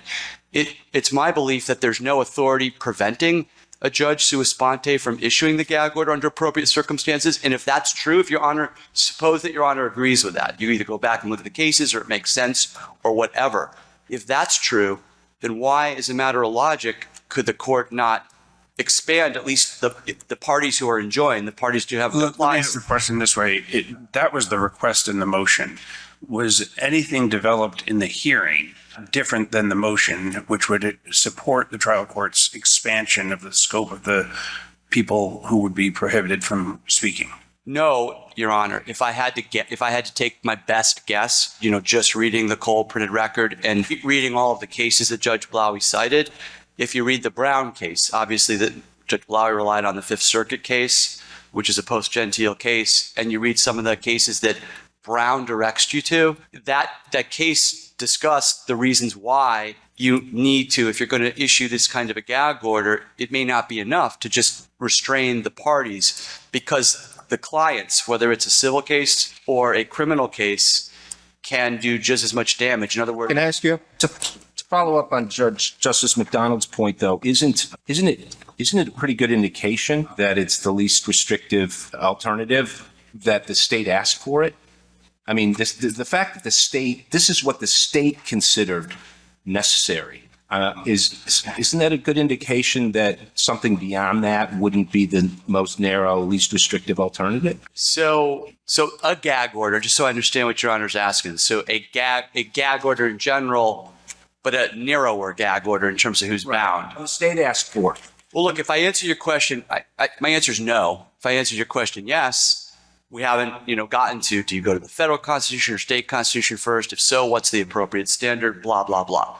So my answer is no. I stand by what my answer to Justice McDonald a moment ago. However, if you disagree, assuming that you agree that there's no absolute, and there's not, absolute prohibition on gag orders on trial participants. May I, Your Honor? I don't want to run out of time. This is really. You've answered my question. Thank you. Okay. Well, before you go on, I have a question over here on that particular point about the breadth of the order and the validity of it. It looks like the order. I understand the distinction between the press and trial participants. This order looks like it extends to Mr. Dulos' immediate family and associates. What's the argument for why his immediate family and any associates of his are trial participants that could be covered by this gag order? Well, number one, they may be called as witnesses, and the order also believe that the order also applies to witnesses. But I really do not know. I mean, my short answer is I'm not. Did you ask me? I'm sorry, I lost my. Did you ask? I'm just wondering about the breadth or the authority for it, or both. Both. The breadth of this order seems to be beyond not just what the state asked for, but even if we include the press and trial participants. Yes. How does immediate family and associates get into the trial participants category? And if they're not, what authority does the court have to bind associates or family members? It seems to me there's only two ways the court could do that. One, they'd have to be witnesses or potential witnesses. They become if you look at the cases, they become trial participants. That's not entirely. I admit it's not entirely clear from the order. And two, obviously, Judge Blauey believed that those people in privity, for lack of a better way of putting it, I should say close privity with the defendant, are capable of doing the same damage. In other words, it doesn't matter who's saying it, matters what is being said. And obviously, based on the nature of the extrajudicial comments that are being made prior to the gag order, the amount of them, and what, in the content itself, that's what Judge Blauey felt that was necessary to do that. Now, I don't have authority to give you that supports doing that. I didn't see that in the cases. Conversely, there's no authority that says he couldn't do that. It is true. We did not ask the judge to go that far. So, counsel, I have a couple of follow-up questions if Justice Mullins is all set on this issue of the breadth of the warrant. So how do you enforce that when you're talking about, I understand you're saying when the judge says associates, that's akin to witnesses, people who have information that may be relevant, that may become witnesses. How is that enforced? Does each side submit a list of their potential witnesses like you would for sequestration during a trial? Who decides who a witness is or a potential witness? And how do you give notice? So that's a great question. I don't know how you give notice, but I can answer it this way. If Your Honor's concerned about people being enjoined, who shouldn't be enjoined, and then furthermore, I should say more importantly, the possibility of a contempt proceeding, my answer to that is if you don't know, even if you turn out to be a witness at the trial, but you don't know you're going to be a witness at the trial, you can't be held in contempt. Okay. That's number one. So there's no scienter there, mens rea. So to me, that's not so much of a concern. If what Your Honor's getting at is whether that these people should be talking to, say, the Hartford Courant, the amicus in the case, or because that's the amicus's complaint, which is, hey, this gag order is a bad idea because it deters people from talking about this case. then my answer to that question is they can talk to the media. I don't see how this order prevents. So you're not saying either side then couldn't say, hey, you can't talk to the media now because I have you down as a witness. Do you see what I mean? Who determines who a witness is? But The parties in the court. I mean, it would have to happen. You'd have to have a triggering event, and that's why I'm hypothecating. That's why I'm going down to contempt. So. And I have another question. I think I understand your answer. I have another question as to the breadth of the warrant. I didn't see any time limitation on this. No, there is. There is? Okay. Sorry. Did I miss it? Because I missed it. I'm certain that it's until the verdict in the case. Pretty certain that's. You said that. Okay. Is Is that in the order and I just missed it? Yeah, it's probably in the order. Would you just give me a moment? I have it right here. So just. No, that's fine. If it's in there, I'll Opposing counsel's read nodding, it. yes, so I Even agree. yet again more carefully. Sorry. But it looks like your opposing counsel is agreeing to that. And I have one final question. Yes, Your Honor. And that is, I just want to understand your argument in response to the defendant's argument is, hey, I'll waive my right to a fair trial if I can talk whenever I want to whomever I want and say whatever I want, whether it's evidence that will or will not come in. Your argument, as I understood it, and I want to clarify that, is that the right to a fair trial isn't just the defendant's right to a fair trial, that the courts have an inherent interest in ensuring the integrity of the judicial system.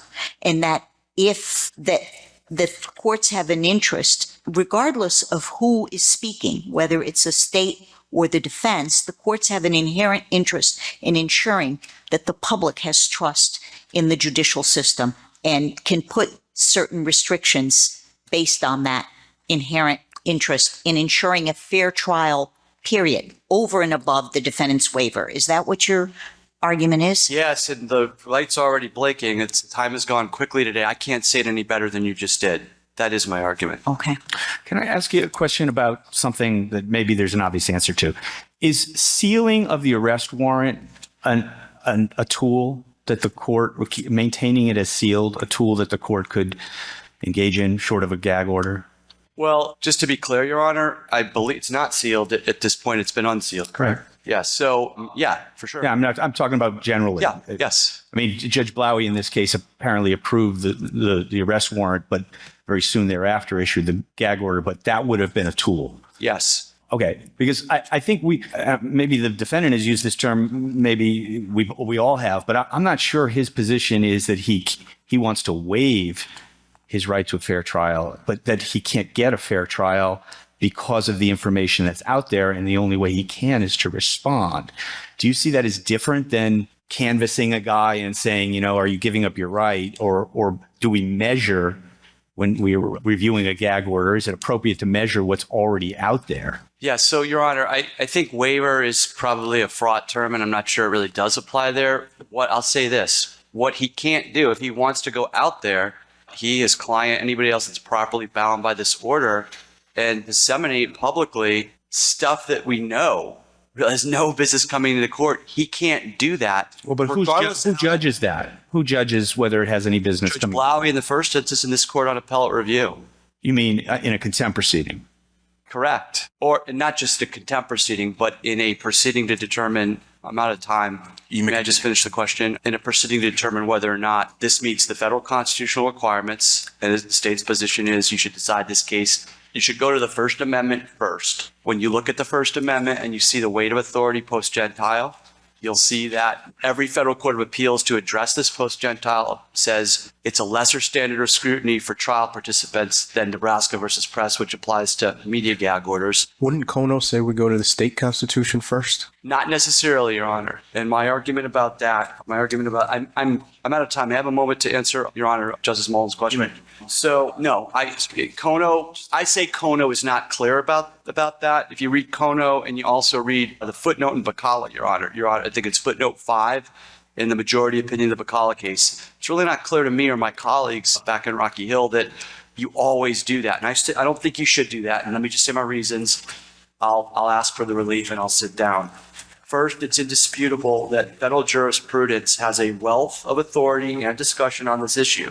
That's the main reason the court should turn there first. If there is a federal, this is important too, if there is a federal violation, then it would be unnecessary to resolve the state constitutional question. And it's good, whether it's federal state constitution, to avoid advisory opinions. The court knows all the reasons for that. Third, and this is important, consideration of the federal jurisprudence is important to the state constitutional analysis anyway. The state's whole position, if you get to the state constitution, is federal jurisprudence and the rationale underlying it are why the First Amendment and Article 1, Section 4 are coterminous. What about when the federal jurisprudence is not uniform or there's no guidance from the U.S. Supreme Court? Then what? Aren't we in a scenario where the federal law is unclear, or at least there's more than one way to view the federal jurisprudence, and then we go to the state constitution? Yes, Your Honor. Yes, Your Honor. But it depends on what unsettled means. And the state's position is that post-Gentile, it's starting to look a lot less unsettled than some of the commentators and opposing counsel say it is. With that, I'll just ask. I have just a couple Your Honor, of questions with yeah. Is it okay? Yeah. Could the court, there may be this may be an obvious answer to this. Can the court seal an arrest warrant or a search warrant or some other warrant like that where over the state's objection? I suppose the court could do it, but as a matter of practice, does that ever happen? I think the court would have to do it if it believes that the interest of justice or whatever the standards, to seal have been met. Are you aware of that ever happening? I'm where not. the state I'm not. wants to file something publicly and the court seals it? I'm not aware of that, Your Honor. And I just one other question about, and there may be nothing in the record about this. I just wondering whether in this instance, Judge Blowy made an effort to deal with this issue, the pretrial publicity issue, in a more informal way, sort of admonishing counsel parties to be careful, to conduct themselves in accordance with Rule 3.6 and the like, or not. Was there an effort, in other words, to handle this short of? May I have, Your Honor, I want to ask Chief, may I have a moment just to consult with the state's attorney? You may. No. Okay. Thank you. Judge Blowy's. I'd like to elaborate on that. Thank you. Judge Blowy's restraining order was appropriately entered after performing all of the constitutional balancing. He was correct to go to the First Amendment first. It is. I'm not suggesting that he was in any way required to do anything. I understand. I just was curious. It's an appropriately narrow order that was entered after the judge took into account all the less restrictive alternatives at his disposal. The judgment should be affirmed. Thank you very much, Your Honors. Thank you, counsel. Mr. Pattis, I want to add a couple of minutes on your time. Well, I like the 13. I don't recall there being any discussion either. I was shocked and mortified to receive the order because it suggested that I'd failed in my professional responsibility, which I take quite seriously. I had consulted 3.6b. I thought what we did was powerful in what we stated, but was appropriate given what had been publicized. As to the Kono issue, we think it should be decided first on policy grounds, because if this court concludes that for any reason the order was overbroad and remands, we may come back. If we're right on a categorical bar, Kono decides the issue once and for all, and given the importance of the speech issue, we'd ask for the court to decide it first. Mr. Pattis, your view is that in the middle of a trial, your client could stand on the courthouse steps and say anything he wants? No, it's not my view. I think once the trial has begun, we're in different terrain. Now, if he did, that's not consistent with your state constitutional claim and Blackstone's view. It's not. You're right. I mean, the consistent answer would be to say yes, but both Blackstone and the state constitution and the 4 state constitutions we recited would say that he'd bear the consequences of that. And the consequences of that could be within the court's discretion in terms of the conduct of the trial. So, for example, after voir dire, the court says, I don't want any comments to the press. If we do so, there may be an adverse inference against a party who sought to do that. The problem is that there are no real consequences if he causes a mistrial, that may be just fine. And, he can't have his law license taken away. And the worst he could be subjected to is another roll of the dice. That is a real problem, and a client could theoretically avoid trial forever by disrupting each and every trial and making a mistrial necessary. And I don't have an answer to that conundrum, sir. I am impressed, however, by the practical effect of individual sequestered voir dire in Connecticut. I practice in both the state and federal courts. It is sometimes frustrating how long it takes to pick a state jury, and I've been critical of it. However, I can tell you I've had high-profile cases where I never thought I could get a fair trial. The baby off the bridge case in Middletown, the death of Officer Dingwall, who part of 91 is named after. The problem I'm having with your argument is it seems as though the argument is that you can pollute the jury pool just enough, as long as there are 6 people left in the jurisdiction who haven't heard of the pollution. We're not even close to that. There is no, and let me finish the point because it's responsive. In each of these cases where there were boatloads of material written about it, streets after the courthouse named after the decedent, there was no difficulty picking a jury in each case. In neither case, neither the Dingwall case nor the baby off the bridge, did we even exhaust peremptories. Because the fact of the matter is people are consumed by their own troubles. We're consumed by the problems clients bring to us and think about them incessantly. Right. Others do not. But your argument, I mean, if you're right, and I'm not just saying you, the state would be free to stand on the courthouse steps and say, all roads lead to this defendant as a murderer. No, they wouldn't, because if we permitted it, yes, but we are the ones who possess that right. And I want to address the waiver. Well, that goes back to the scope of your relief. Are you looking to have the order vacated just as to you and your client, or as to all parties, including the state?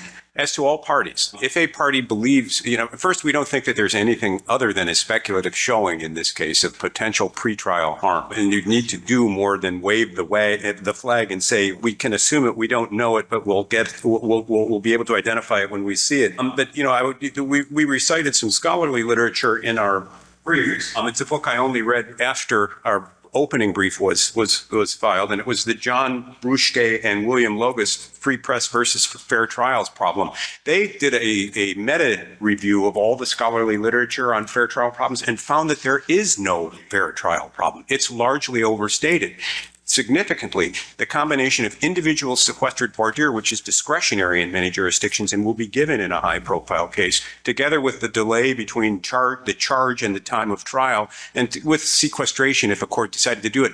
These factors reinforce one another, and that the overwhelming weight of the scholarly evidence is that juries decide their cases based on the evidence presented at the Sorry, was that argument presented to the Judge Blowy? No. I mean, candidly, I was stunned by the fact that the court even entertained something that I didn't think was adequately briefed. The state typed one sentence out of the practice book, didn't cite the second, and the court held at one point said, "Aren't you contemptuous of the state's position here?" I said, "I'm not contemptuous of the state. I'm contemptuous of the effort made here." There was nothing presented to the court that warranted this.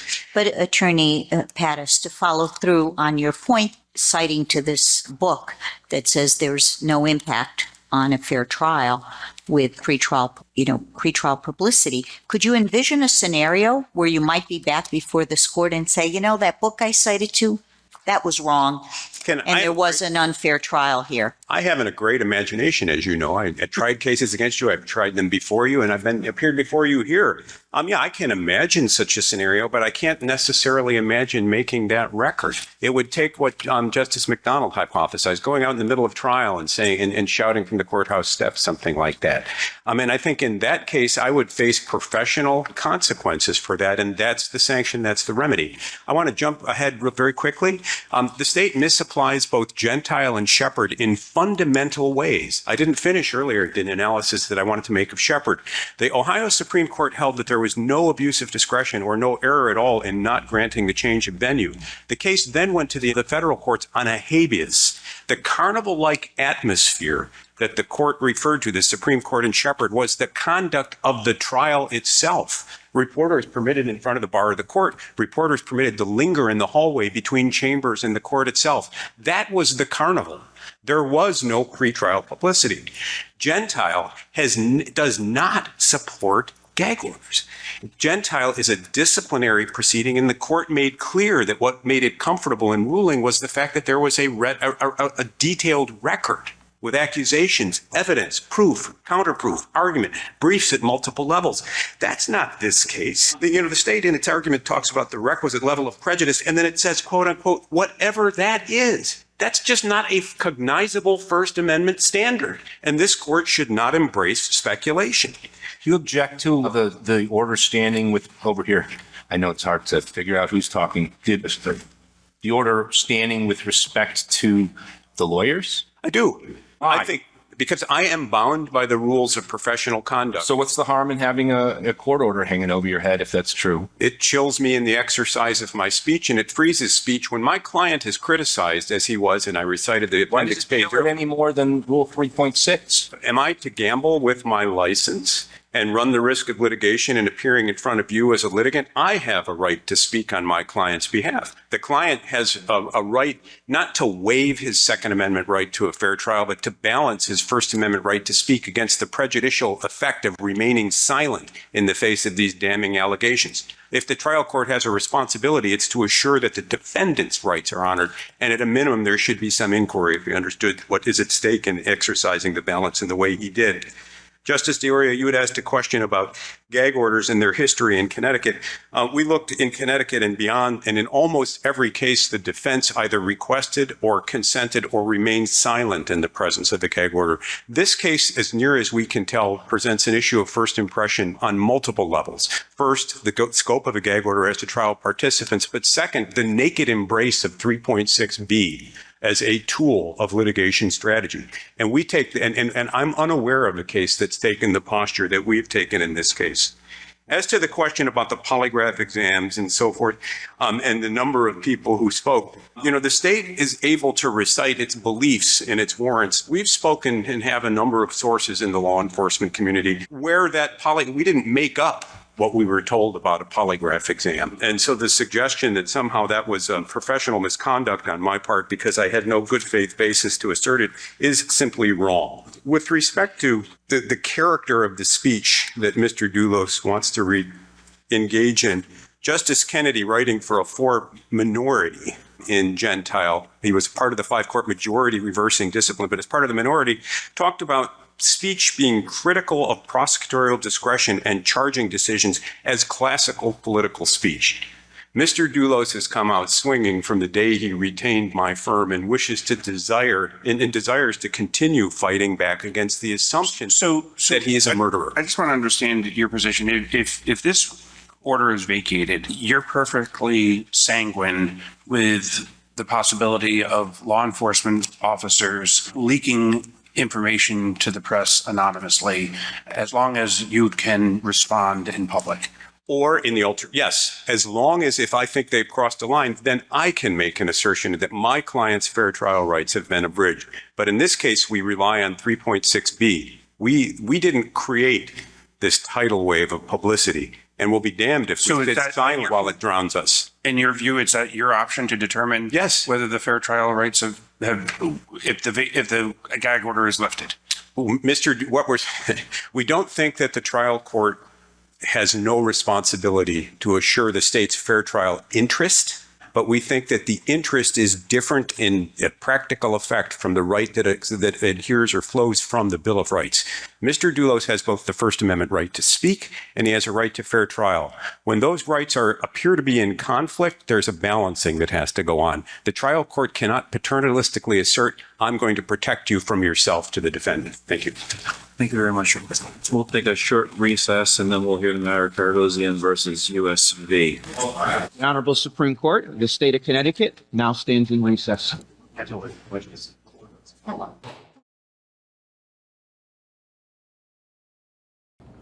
First of all, I would like to thank my attorneys that put a lot of work to stand up for something that is essentially not just my right, but everyone's right, which is the right to free speech. On a more personal, smaller level, I'm also concerned with another right, and that's my right to be a parent and my children's right to have a father. For the past 6 months, my children and I have not been allowed to see or speak to each other. My children have been banned, not only from me, but from their extended family. My sister is here, and she wanted to see my children and speak to them, and she was not allowed to. Same with the rest of my family. So, because I cannot tell them, I will tell you guys that I love my children, I miss them every day, and I will not stop fighting for our right to be a family. Thank you.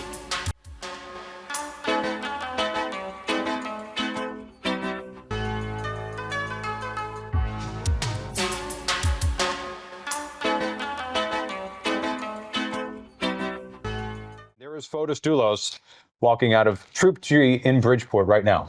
Interesting again, we have 2 female state police officers walking out with Fotis Dulos and putting him into the car. You got to believe that at this point, state police are being very calculated with the image that they're portraying here, just for the pure fact that they were doing the domestic violence awareness ties, the purple ties, as well as the purple ribbon, and these female officers bringing Fotis Dulos accused of murdering, at this point, charged with murdering his estranged wife, into this car. Police have the evidence to convict you on the murder. Shaking his head, no. That was our Tony Terzi asking him a question, and a smile from Fotis Dulos as he's getting in the car, a smile or a smirk of some kind. And that is the last image that you're going to see of Fotis Dulos for a little bit of time. But that moment, quite telling, and just props to our Tony Terzi, who yelled out to Fotis and asked if he believes they have the evidence to convict him of murdering his wife. And Fotis Dulos, in response, smiled. Good afternoon, sir. I know you've already been previously advised in your prior arraignments, but I'm going to formally advise you now. You do have the right to remain silent concerning these new charges and the statements you made with the intention of being move forward. You have the right to plead not guilty to these charges on a trial in front of a judge or a jury. You have the right to a public and exclusion trial. At a trial, you may respond to cross-examine the witnesses against you. Some witnesses testifying on your behalf, and I'll take a defense you make. In any criminal trials, the state's verdict proves you guilty beyond all reasonable doubt. You are entitled to have counsel. The counsel has filed a full appearance on your behalf. As the person held in custody, you're entitled to reasonable bail set by the court. You should also be aware that if you're not an American citizen, sir, you run the risk of conviction of deportation, exclusion from admission to the United States, or denial of naturalization pursuant to the laws of the United States. If you have any questions about your constitutional rights, speak to the court now or confer privately with counsel. You understand your rights? I do. All right. Madam Bail Commissioner, good afternoon. What else can you tell me, please? The defendant is 52 years old. He's been mentioned for 19 years. He reports that he is self-employed for the past 15 years as a builder. He has 15 years of education. Two pending matters out of this court that come back January 9th. The first matter is for the tampering with physical evidence, posted a $500,000 surety bond. The second matter is for tampering with physical evidence and hindering prosecution first, where he posted a $500,000 surety bond. He has no convictions on his record. I would recommend a $3 million bond for the conviction of IPS and CPS, that he should not leave the state of Connecticut without permission, that he have no contact with the co-defendants, his minor children, and no contact with the minor children and third parties. Judge, Attorney during innocence here, she filed an appearance for Mrs. Farber and the children, is the victim's family. The clerks have a protective order that I'd ask you to order also as a condition of the defendant's release. As far as bond goes, Your Honor, I believe that the bond is set by the court at $6 million is appropriate in this matter. I would ask that you order that if the defendant makes bond, that you keep the IPS, GPS with house arrest and any conditions the court deems appropriate. Additionally, I ask that you enter the protective order as a condition that he have no contact with Mrs. Farber and children through third parties or himself, and any other conditions that the court deems appropriate. Thank you. Thank you. Before I hear your bond argument, Counsel, I know you're an experienced practitioner. Have you had a chance to review the proposed protective order? I have not, but we're aware of the nature of the order and its practical effect. Therefore, I will give you, I'll formally issue it upon arraignment. What's your bond argument, Counsel? Judge, we think that $6 million is excessive. We're asking for a bond of $1 million. Here's why. Mr. Dulos was arrested in June of this year, and that fact set before the world that accused him effectively of murder. He made a $500,000 bond, was fully compliant with the court's orders. Additional charges arose after additional evidence took place, again charging with hindering and making what we think are extraordinary allegations about what state police believe and so forth. We waited for months in anticipation for this warrant, wanting to see whether these beliefs would be produced or supported by fact. And the warrant we read last night offers us perishingly little that differs and advances a new theory of the case. Prior to yesterday, the motive was Mr. Dulos did this to extinguish his wife to end the bitter divorce. Now it's to gain control of the trust fund. The case is actually charged in the alternative. It's either murder or it's felony murder arising out of a kidnapping. As to the strengths of the state's case, I think the state is still groping in the dark, grasping at straws, and it has thrown now a dart at Mr. Dulos, which is landed. He has been fully compliant with your orders and is out, or was until yesterday, on a $1 million bond. We received information from a credible source that he was about to be arrested. I traveled to his home, arriving before the state police, and brokered a friendly transaction. It was tense and sorrowful, as you can imagine such a thing would be, but he cooperated even there. Although he has substantial ties to Greece and family, he is known now throughout the world thanks to the publicity of this case. And I suspect 80% of the folks in the courtroom are reporters. There's a bank of cameras, the likes of which I've never seen outside the courtroom. This is an extraditable offense. He's going to be on house arrest with GPS and electronic monitoring. I do not believe him to be a flight risk. He has been compliant with the orders. There's been but one dust-up with respect to the electronic order, the electronic monitoring. I believe he crossed state lines at some point in the area of New Bedford. I may be wrong about that town. But upon investigation, probation determined that that was inadvertent on a twisting state route. So we think that an additional $1 million bond is sufficient. I can count on one hand the number of cases in which I've seen the bond larger than that. In my career over the last 30 years involving murder, and those were typically for gangbangers or people directing criminal enterprises. The state believes he engineered and caused his wife's death. We don't. We're anxious for the trial.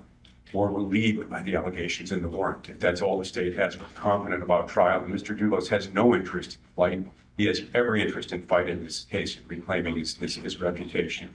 So we believe an additional $1 million reflects the seriousness of the offense. That yield a cumulative bond of $2 million. And so our request is for a $1 million bond. Sir, listen carefully. I'm issuing the following protective order because the nature and circumstances of this murder qualify this as a family violence crime, which allows the court to issue this protective order. And it will remain in effect until further order of the court. So with respect to the protected parties, that includes GF, with residents in Manhattan, as well as 5 minor individuals whose names I'm not going to read, but whose names and dates of birth are on this order. With respect to all of those parties, you are not having any contact with those protected parties in any manner. That includes by writing, electronic, or telephone. No texting, no Facebook, no social media. Do not contact their home, workplace, or anyone else if in contact with causing them annoyance or alarm. You must stay away from the home for the protected parties and wherever they may reside.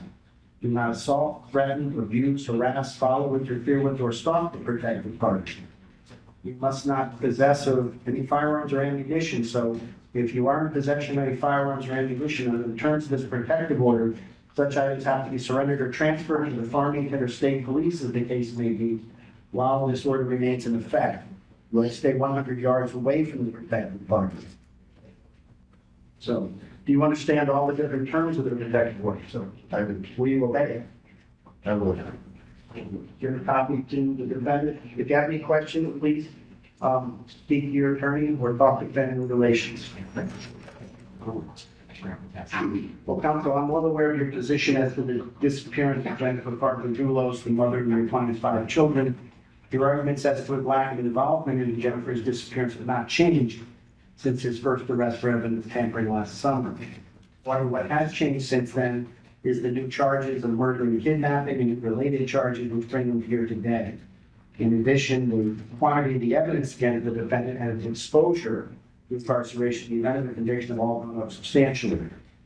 And the nature of a bond is to ensure appearance to court. The amount of the bond must also match the gravity of the offenses charged. I believe that a bond at $6 million is appropriate. In the event your client does post that bond, he is to remain under house arrest during the pendency of these proceedings, IPS and GPS monitoring. He has been compliant with the GPS monitoring according to Office of Adult Probation. I expect that to continue. He is to not leave the parameters of his home without permission for Jefferson Crossing address, except for medical appointments, church services, and meetings with the defense counsel. We discussed in chambers the potential for his obtaining approval to leave the premises for work-related purposes. I don't know whether you have considered that and rejected it or if that was inadvertent. Okay, I think similar to the co-defendant, Mr. Lenny, Your Honor, I don't believe it's appropriate. Well, on a case-by-case basis, but I think it's the danger of the exception could swallow up the rule, because he's an independent contractor, as I understand, and you could argue a trip to Home Depot would be something work-related, so I'm going to make that on a case-by-case basis, but if I feel there's been any abuse of the condition, I'm going to have another hearing where I will impose more strict conditions as opposed to that bond. So, sir, bottom line is, you not have any contact with the co-defendants, obey the protective order, don't leave the state of Connecticut without permission, surrender your passport, take medical appointments, church services, meeting with counsel, and if it's work-related, appointments and visits are permitted under this plan. With prior approval, Your Honor? Prior approval of the supervising probation officer, I believe in your case, it's a Mr. Jeffrey Coffey. So that is the court's order. I did speak briefly to counsel. We've agreed upon a new date. Just before that, I neglected to ask that he also have no contact with the nanny that's been with his children, Lauren Almeida. So if we can make that a condition of his release also, not to have any contact with her. Well, we would object to that insofar as it may apply to us as agents. She's a witness and we may well reach out to her. They can reach out and she could say, I don't want to talk to you, but I don't want attorney, I believe your honor could order that attorney Mr. Dulos not have any contact with her. And that's what I'm asking. In this case, I think you're fine, Chris, but yes, Attorney Pattis, I'm not trying to prohibit you from mounting defense of these charges, but your client is not to have any contact with his children, nanny or home man. So, February. Your Honor, we talked about February 28th as a continuance date. I spoke to counsel about waiving the HPC. They indicated they don't want to waive it or not able to do it today. So I'd asked that any continuance be charged to them. And I'd asked that Mr. Dulos' case, it was down for the 9th, be continued to the February 28th date. Yes, sir. As your lawyers undoubtedly advise you, because you're now charged with murder, it does carry the constitutional right to a hearing improperly caused.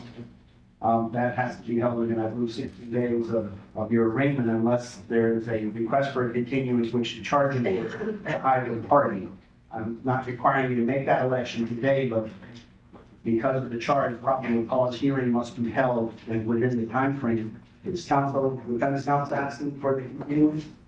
We are. Okay, so the date of February 28th. February 28th. In Part A, please, Your Honor. In Part A, all further proceedings to be in Part A, the same as the judicial district.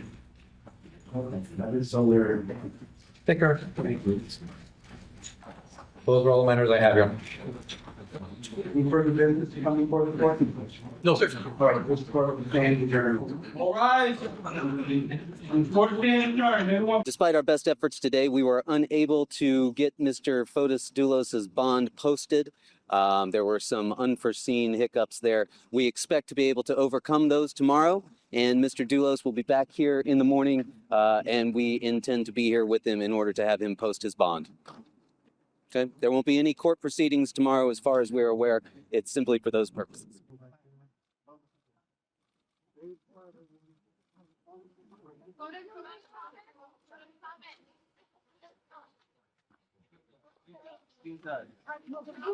No term innocence. Where's the bottom? Does. To be able to stand. Thank you. You love Jennifer. You does.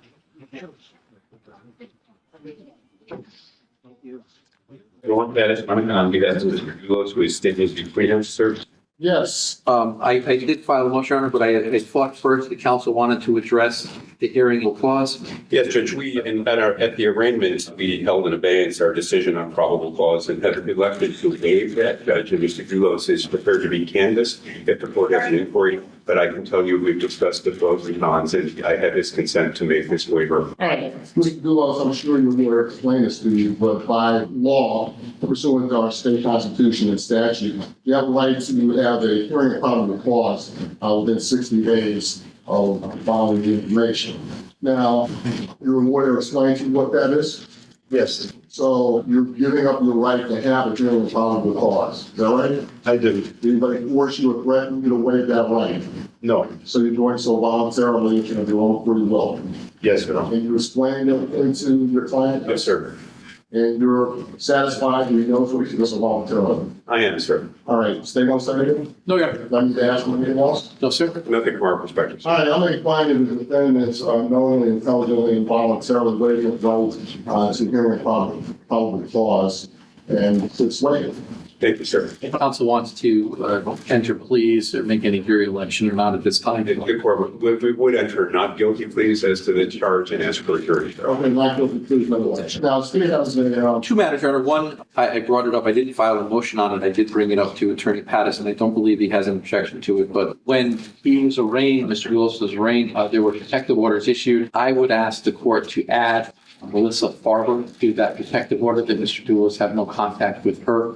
My understanding is counsel, they didn't have an objection, but I don't know if that changed. No objection, Judge. all right, the protective order can be modified as requested, and is it been prepared? I don't believe so, Your Honor. We will, I mean, I think whether we accept this hearing as adequate notice, and Mr. Fotis, Mr. Dulos expressed, we don't require written notice if the court does. The court could note it. The order itself has to be prepared, I'll sign off on it. Thank you. You know the content? I do. Okay, and is there any need for us to come back on the record to do that? I don't believe so, Your Honor. None from the defense, sir. Okay, Last issue, Your Honor, is the motion I filed yesterday to modify the conditions of the defendant's release. In that motion, Your Honor, I indicated that the defendant had the ability to, and permission from the people supervising him to leave his house and to make 3 stops. On the way home, he made an unauthorized stop at the end of his street and removed items from a memorial that was set up there. I would like the court to address the condition of his release. It's obviously, Mr. Dulos is on the edge of what he has the right to do or in following the court's orders. I don't know if the court's aware of it or not, but he was brought back before Judge Blowey because he was having an issue charging his electronic arrest device. So this is kind of the second time Mr. Dulos is back in front of the court. so stay telling this is strike 2.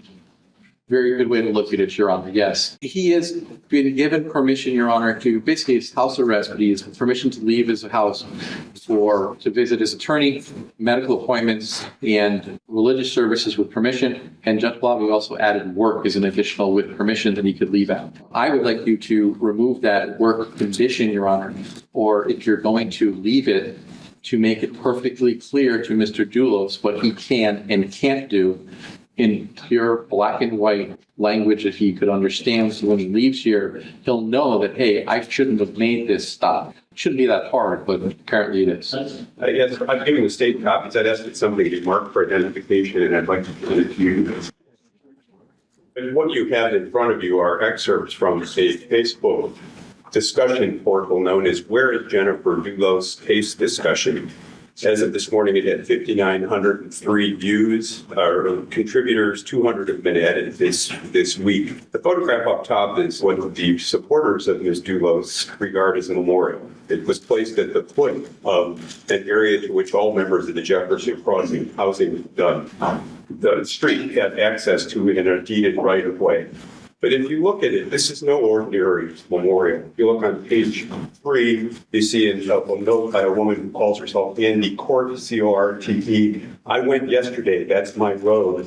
Lisa Helen responds, if I lived there, I would, and that's P-E-L-L-A-N-D. If I lived there, I would rally and have community all be invited to put memorial right on Fotis' house. Do he see, I mean, I'm reading, I don't know if this person has English as a first language. Do he sees that she was loved and hopefully it will haunt him?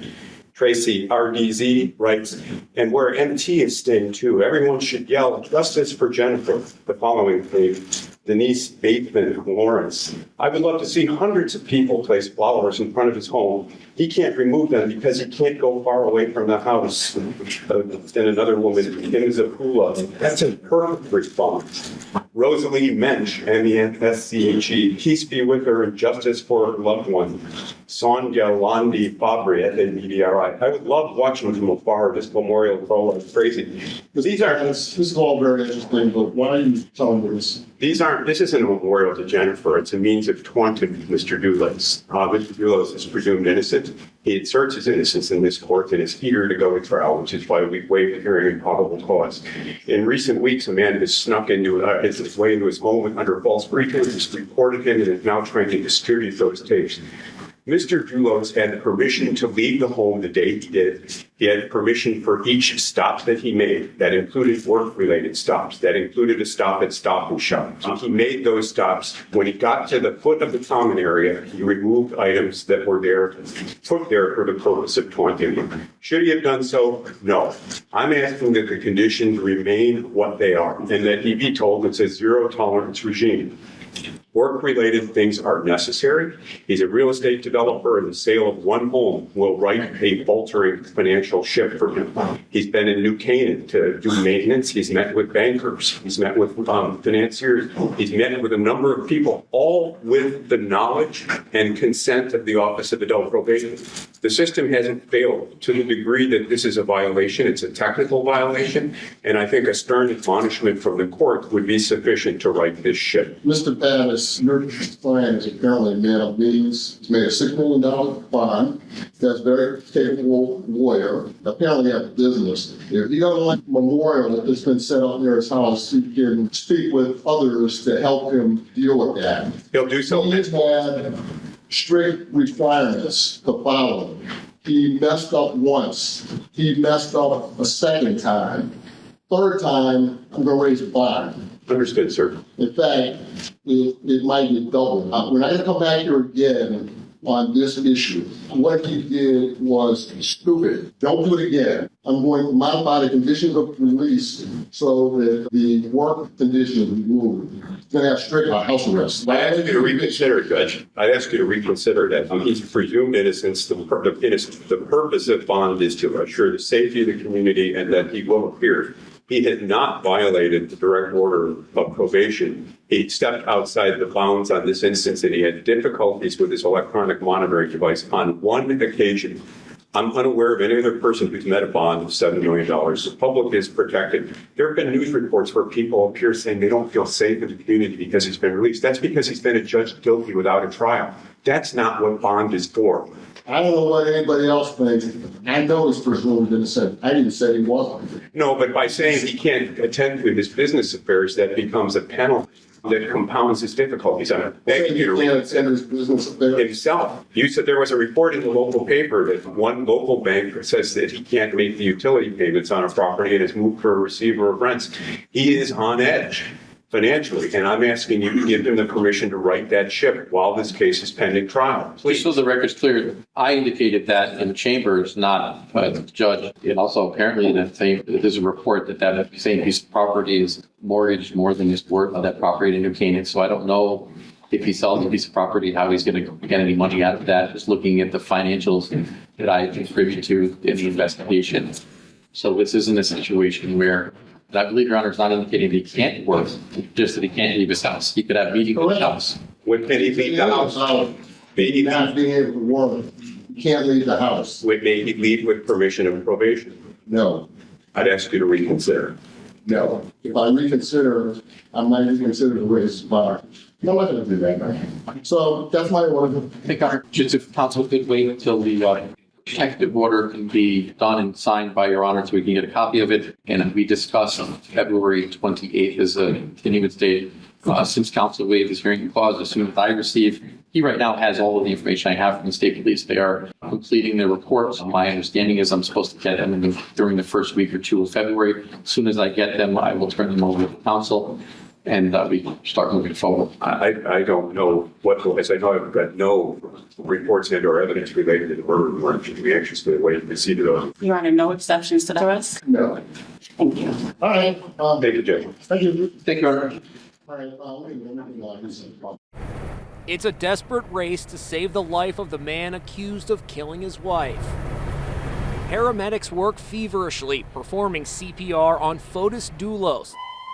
Dulos was transported to the hospital in grave condition and then flown to a hospital in New York City. The patient is a 52-year-old male, post-cardiac arrest, suspected CO poisoning. Docket.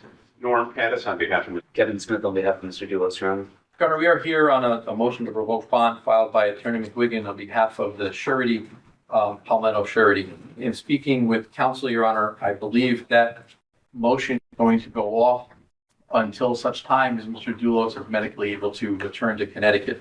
I'm going to be asking, Your Honor, and I believe counsel is going to agree to this request, that you order Mr. Dulos rearrested in his 4 files, and that Your Honor indicated that you would increase the bond in a murder case nominally, and that I'm going to ask that the rearrest be extraditable. I will indicate on the record that, well, Attorney Pattis is extraditable. What's your precision? So we are agreeing to waive extradition. The reason we're entering in this agreement is I've had an opportunity to see Mr. Dulos, and his medical condition is dire. The negotiated agreement we're reaching will make it possible his families having access to him in the days to come. In the event that he recovers, we will waive extradition and are putting that on the record right now. And I believe the state has... I will just jump in from there, Your Honor. If he is medically able to and he waives extradition, I will do my best to ensure that Attorney Pattis or Attorney Smith accompanies him back to Connecticut.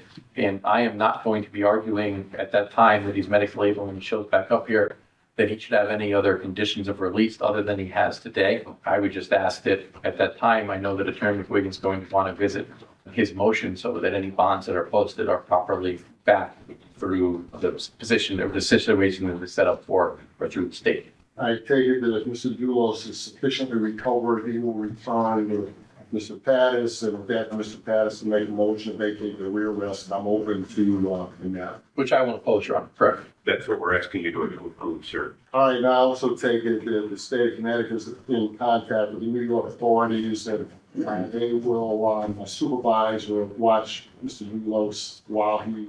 They'll monitor, Your Honor, to the extent that they can. I know that the police are in the hospital to prevent individuals trying to come in, so there are police set up to prevent, honestly, the media and others trying to come and see Mr. Dulos. There are 2 officers, one in the unit and the other outside of his booth, and they intend to maintain their presence. They've met with the hospital administration and they're aware of his situation. He's also on the functional equivalent of the psychiatric hold, so if he were spontaneously to recover at this moment and asked to leave, he would not be free to leave. All right.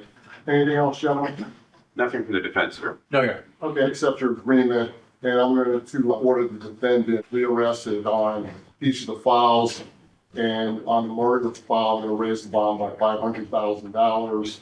And I will leave bonds where they are on the other files. Thank you, sir. Thank you. Thank you very much. We need a report back date, or We'll just... I'll stay in touch with Attorney Quinn. All right, you can do that. Just keep the report. Yes, sir. Okay, thank you very much. Thank you, Your Honor. All right, and we have a couple of other matters. Folks, there's really nothing to tell you at this point. At this point, there's really nothing I can share with you. Okay. Other than what Rich confirmed. I don't know what Rich confirmed. Rich confirmed that Fotis died as a result of suicide. I can't confirm that for you. Can you, there have been conflicting reports as to whether or not he still has a pulse and is on the way to the hospital. Can you just tell us whether or not that's what you know, anything? As I understand it, he is being taken to UConn Health Center. And that's really, at this point, all that we know. I don't have any confirmation of death. Kevin, did it look like bond was going to be revoked today? Not going to talk about that issue. Bigger things going on. Police responded to Dulos' home in Farmington last Tuesday when he didn't show up to an emergency bond hearing. He was found unresponsive in his car in his carbon monoxide-filled garage. The realtor currently maintaining the property, releasing these photos showing the garage in Dulos' Chevy Suburban. You can also see the damage to the garage door and the window that first responders broke to get to Dulos. Dulos spent 2 days in a hyperbaric chamber at Jacobi Medical Center in the Bronx before he was pronounced dead. His attorney, Norm Pattis, claiming a suicide note declaring his innocence was found in his car after investigators executed a search warrant. Pattis releasing the note to us, which says in part, "I refuse to spend even an hour more in jail for something I had nothing to do with. Enough is enough." He also claims his co-defendants, Michelle Draconis and Kent Moani, had nothing to do with Jennifer's disappearance.